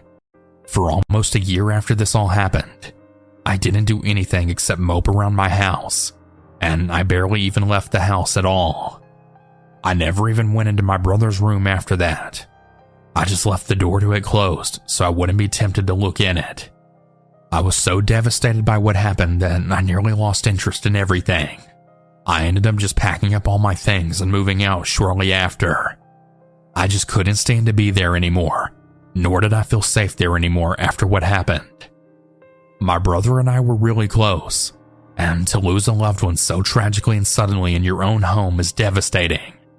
It was sad because I really loved that house, and my brother. I honestly thought it would be our forever home, but I just couldn't stand to be there anymore. I moved 8 hours away, and I haven't been back to that house since, and I honestly don't think I ever will. I do still own the house and the land. I just don't think I can ever go back. And even though I moved, I still won't ever forget that evening and everything that happened. I'm doing a little better now, and I have someone else living with me, but I'll definitely be scarred for life for that event. I live in a small city, and nothing much exciting happens around here, especially in my neighborhood. It's pretty rare to even see a car pass by after 10 p.m. I am a 21-year-old male, and I spend most nights playing video games or reading. I rent a 2-bedroom apartment under my parents' house with my sister and her 3-year-old son. She doesn't stay home most nights, and my dad works 2 hours away from home, so generally, I'm alone from 8 p.m. to 6 a.m. The street I live on gets really dark, and my house is the last one on this end. From my house to the crossroad is about the distance of a football field. The first time I saw the flashlight guy was about a month and a half ago. As I said before, the neighborhood shuts down by 10, so it seemed odd when I went out for a smoke and saw a man dressed in all black with his hood pulled up walking down my street. But I brushed it off as I finished my cigarette and went back inside. I went to my bedroom and began reading a book. 15 minutes later, I see a flashlight beam sweep through my windows. I should mention that one whole wall of my bedroom is all windows. At this point, I was pretty unnerved, so I put down my book and went to go check things out. I didn't see anything at first, so I chalked it up to me being paranoid and sat back down. But it wasn't long before it happened again. By now, I knew that something was wrong, and I had a really bad feeling in my stomach. I just wanted to ignore it and hope it would just go away. But I urged myself to be a man and look out the window. Looking outside, I noticed the man from earlier, standing about 15 feet away, shining his flashlight directly in front of him. He wasn't moving. I stood there for a couple of minutes, wondering what the hell he was doing, until he swept his flashlight across the whole downstairs of my house. As I said before, no one besides me was home. I was pretty creeped out by this point, and I wasn't sure what to do. So I went upstairs and through the door that separates my apartment from my dad's, and went to his room to grab the shotgun. When I got back downstairs and looked out the window, the man was gone. I stayed up for the rest of that night, checking every 10 minutes to see if he would come back. This has happened twice more, and he always does the same thing. Sweeps his flashlight through my house, and then just stands there. I've gotten to where I always sleep with my dad's shotgun next to my bed. My dad says that it's weird, and tells me to stay inside whenever I see him, and to call the cops if I feel threatened. Anybody that does this kind of thing obviously doesn't have the best intentions, so I understandably feel a bit more threatened every time he shows back up. Fast forward to 2 days ago. Once again, I'm all by myself. My microwave is broken, so I've been making it a habit to go upstairs and use the kitchen whenever I'm by myself. I forgot to mention that the only door out of my apartment besides going through the garage is in my room. This is important to remember. I made myself some food and went back downstairs. When I got into my room, it was freezing cold. I live in Vermont, so this time of year I always left my door shut and locked and put a towel under it. I use the garage to go in and out of the house because as soon as I open my door, all the heat escapes my room. I always keep the heat cranked all winter because my room is the coldest in the entire house. When I looked at my thermostat, it was shut off. I turned it back up, and I was really unnerved because I had just turned it up about an hour ago. As I said before, I never turn it off because of how cold my room gets. I felt a breeze on my back, and I turned around to see my door partially opened. I quickly close and lock it. But not before I peeked outside, and sure enough, I saw the flashlight guy's light go out as he turns the corner at the end of my street. The next day I told one of my neighbors about what happened, and they told me just a couple of weeks prior, a woman that lives in the same neighborhood was alone, watching TV with her daughter, when someone broke in.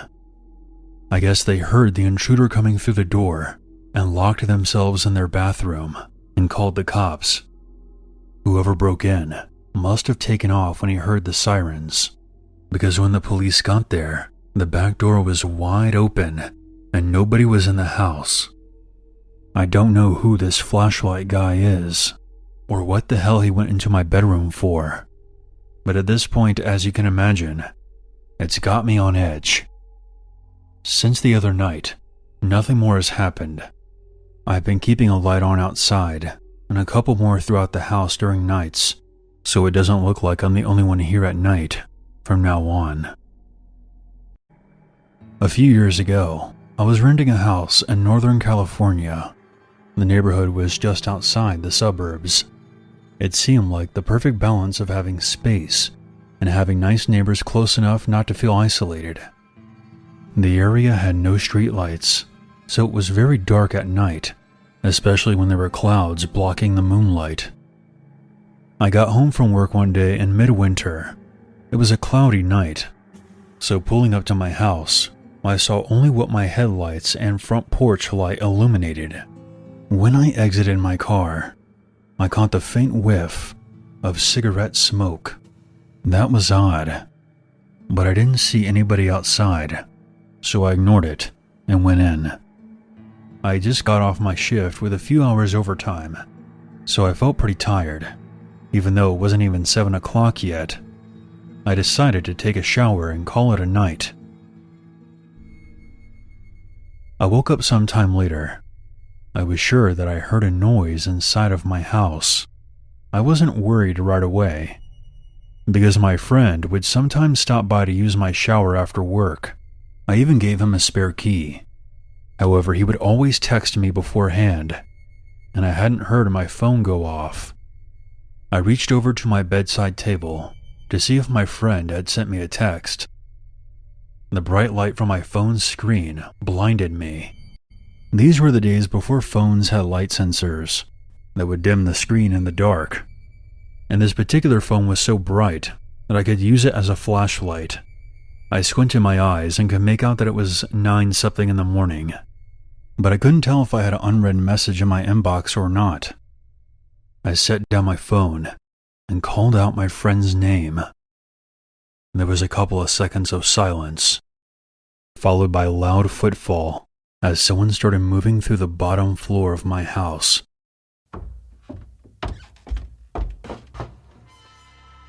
I leapt out of bed and ran to the closet. They were already up the stairs by the time I opened the door and stepped inside. The house had 3 rooms upstairs, the bedroom that I was in, and a spare, with a bathroom at the end. The bedroom doors were both closed, but the bathroom door was cracked open.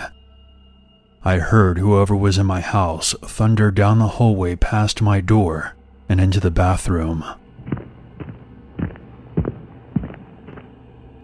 That gave me enough time to open the attic access in my ceiling and hoist myself inside. I had just started to lift myself up when the person came barging out of the bathroom. My feet were barely inside the attic when my bedroom door flew open. I heard the footsteps run into my room and then stop. When they didn't see me in that room, they ran back to the hallway and into the other room, which had boxes stacked in the corner, some weights, and a table where I painted my miniature models. I guess they decided that if someone was hiding, it would be in the first bedroom, because they charged back into my room and turned on the light. A moment later, the closet door was ripped open. I was crouched in my attic, just a foot or so away from the access, so I could try to stop them if they began to climb up. From my vantage point, I could see from about their knees down. They were wearing a dirty pair of blue jeans with frayed cuffs and worn-out work boots. After a few seconds of looking around my closet, they stepped away, and I heard a loud crash come from my room, followed by a scream of frustration. The scream was the most unnerving part of the incident for me. It reminded me too much of my stepfather, who would shout in a similar way whenever he lost his temper. He would eventually be committed to a mental hospital. The man inside of my house ran back down the stairs. I heard crashes and clatters as things were thrown around and furniture was knocked over. I stayed hidden in the attic. I left my cell phone by my bed when I ran for the closet. I wasn't certain if I could climb down without him hearing. After some time, the noises stopped. I started counting slowly.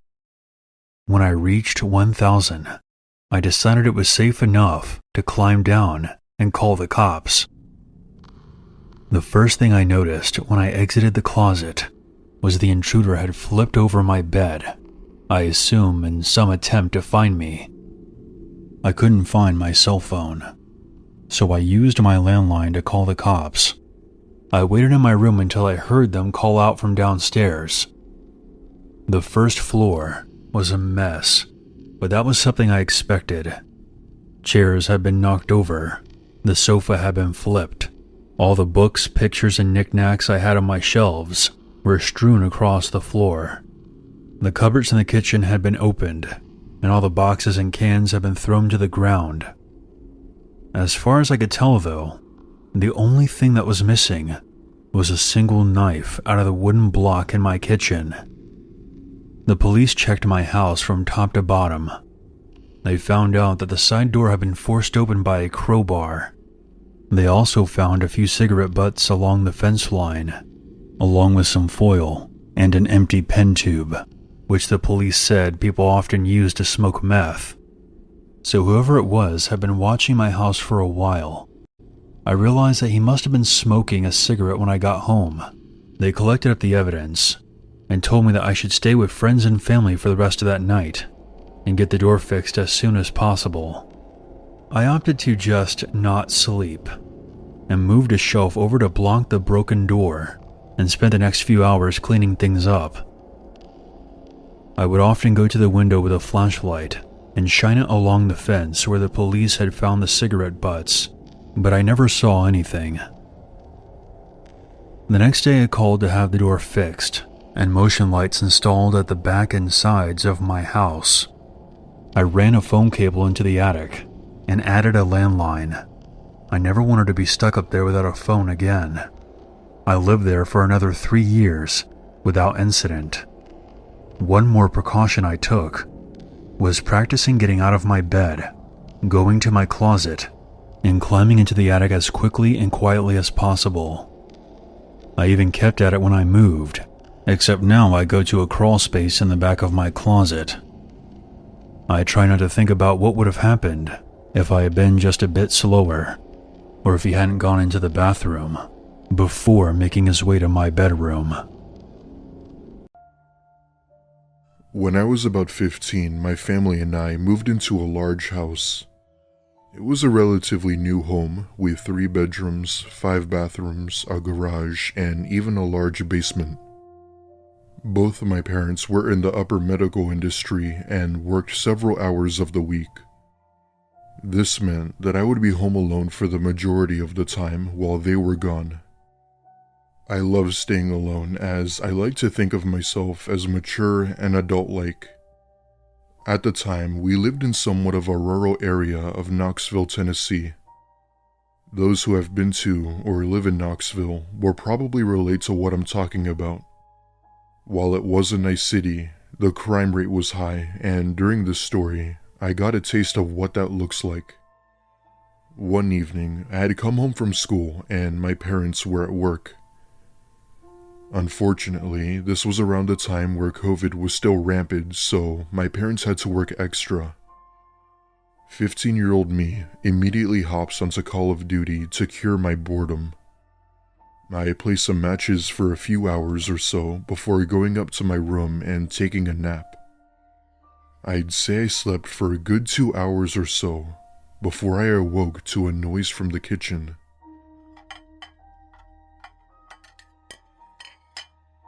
Looking back, it kinda sounded like a clanking noise you'd hear when moving stuff around.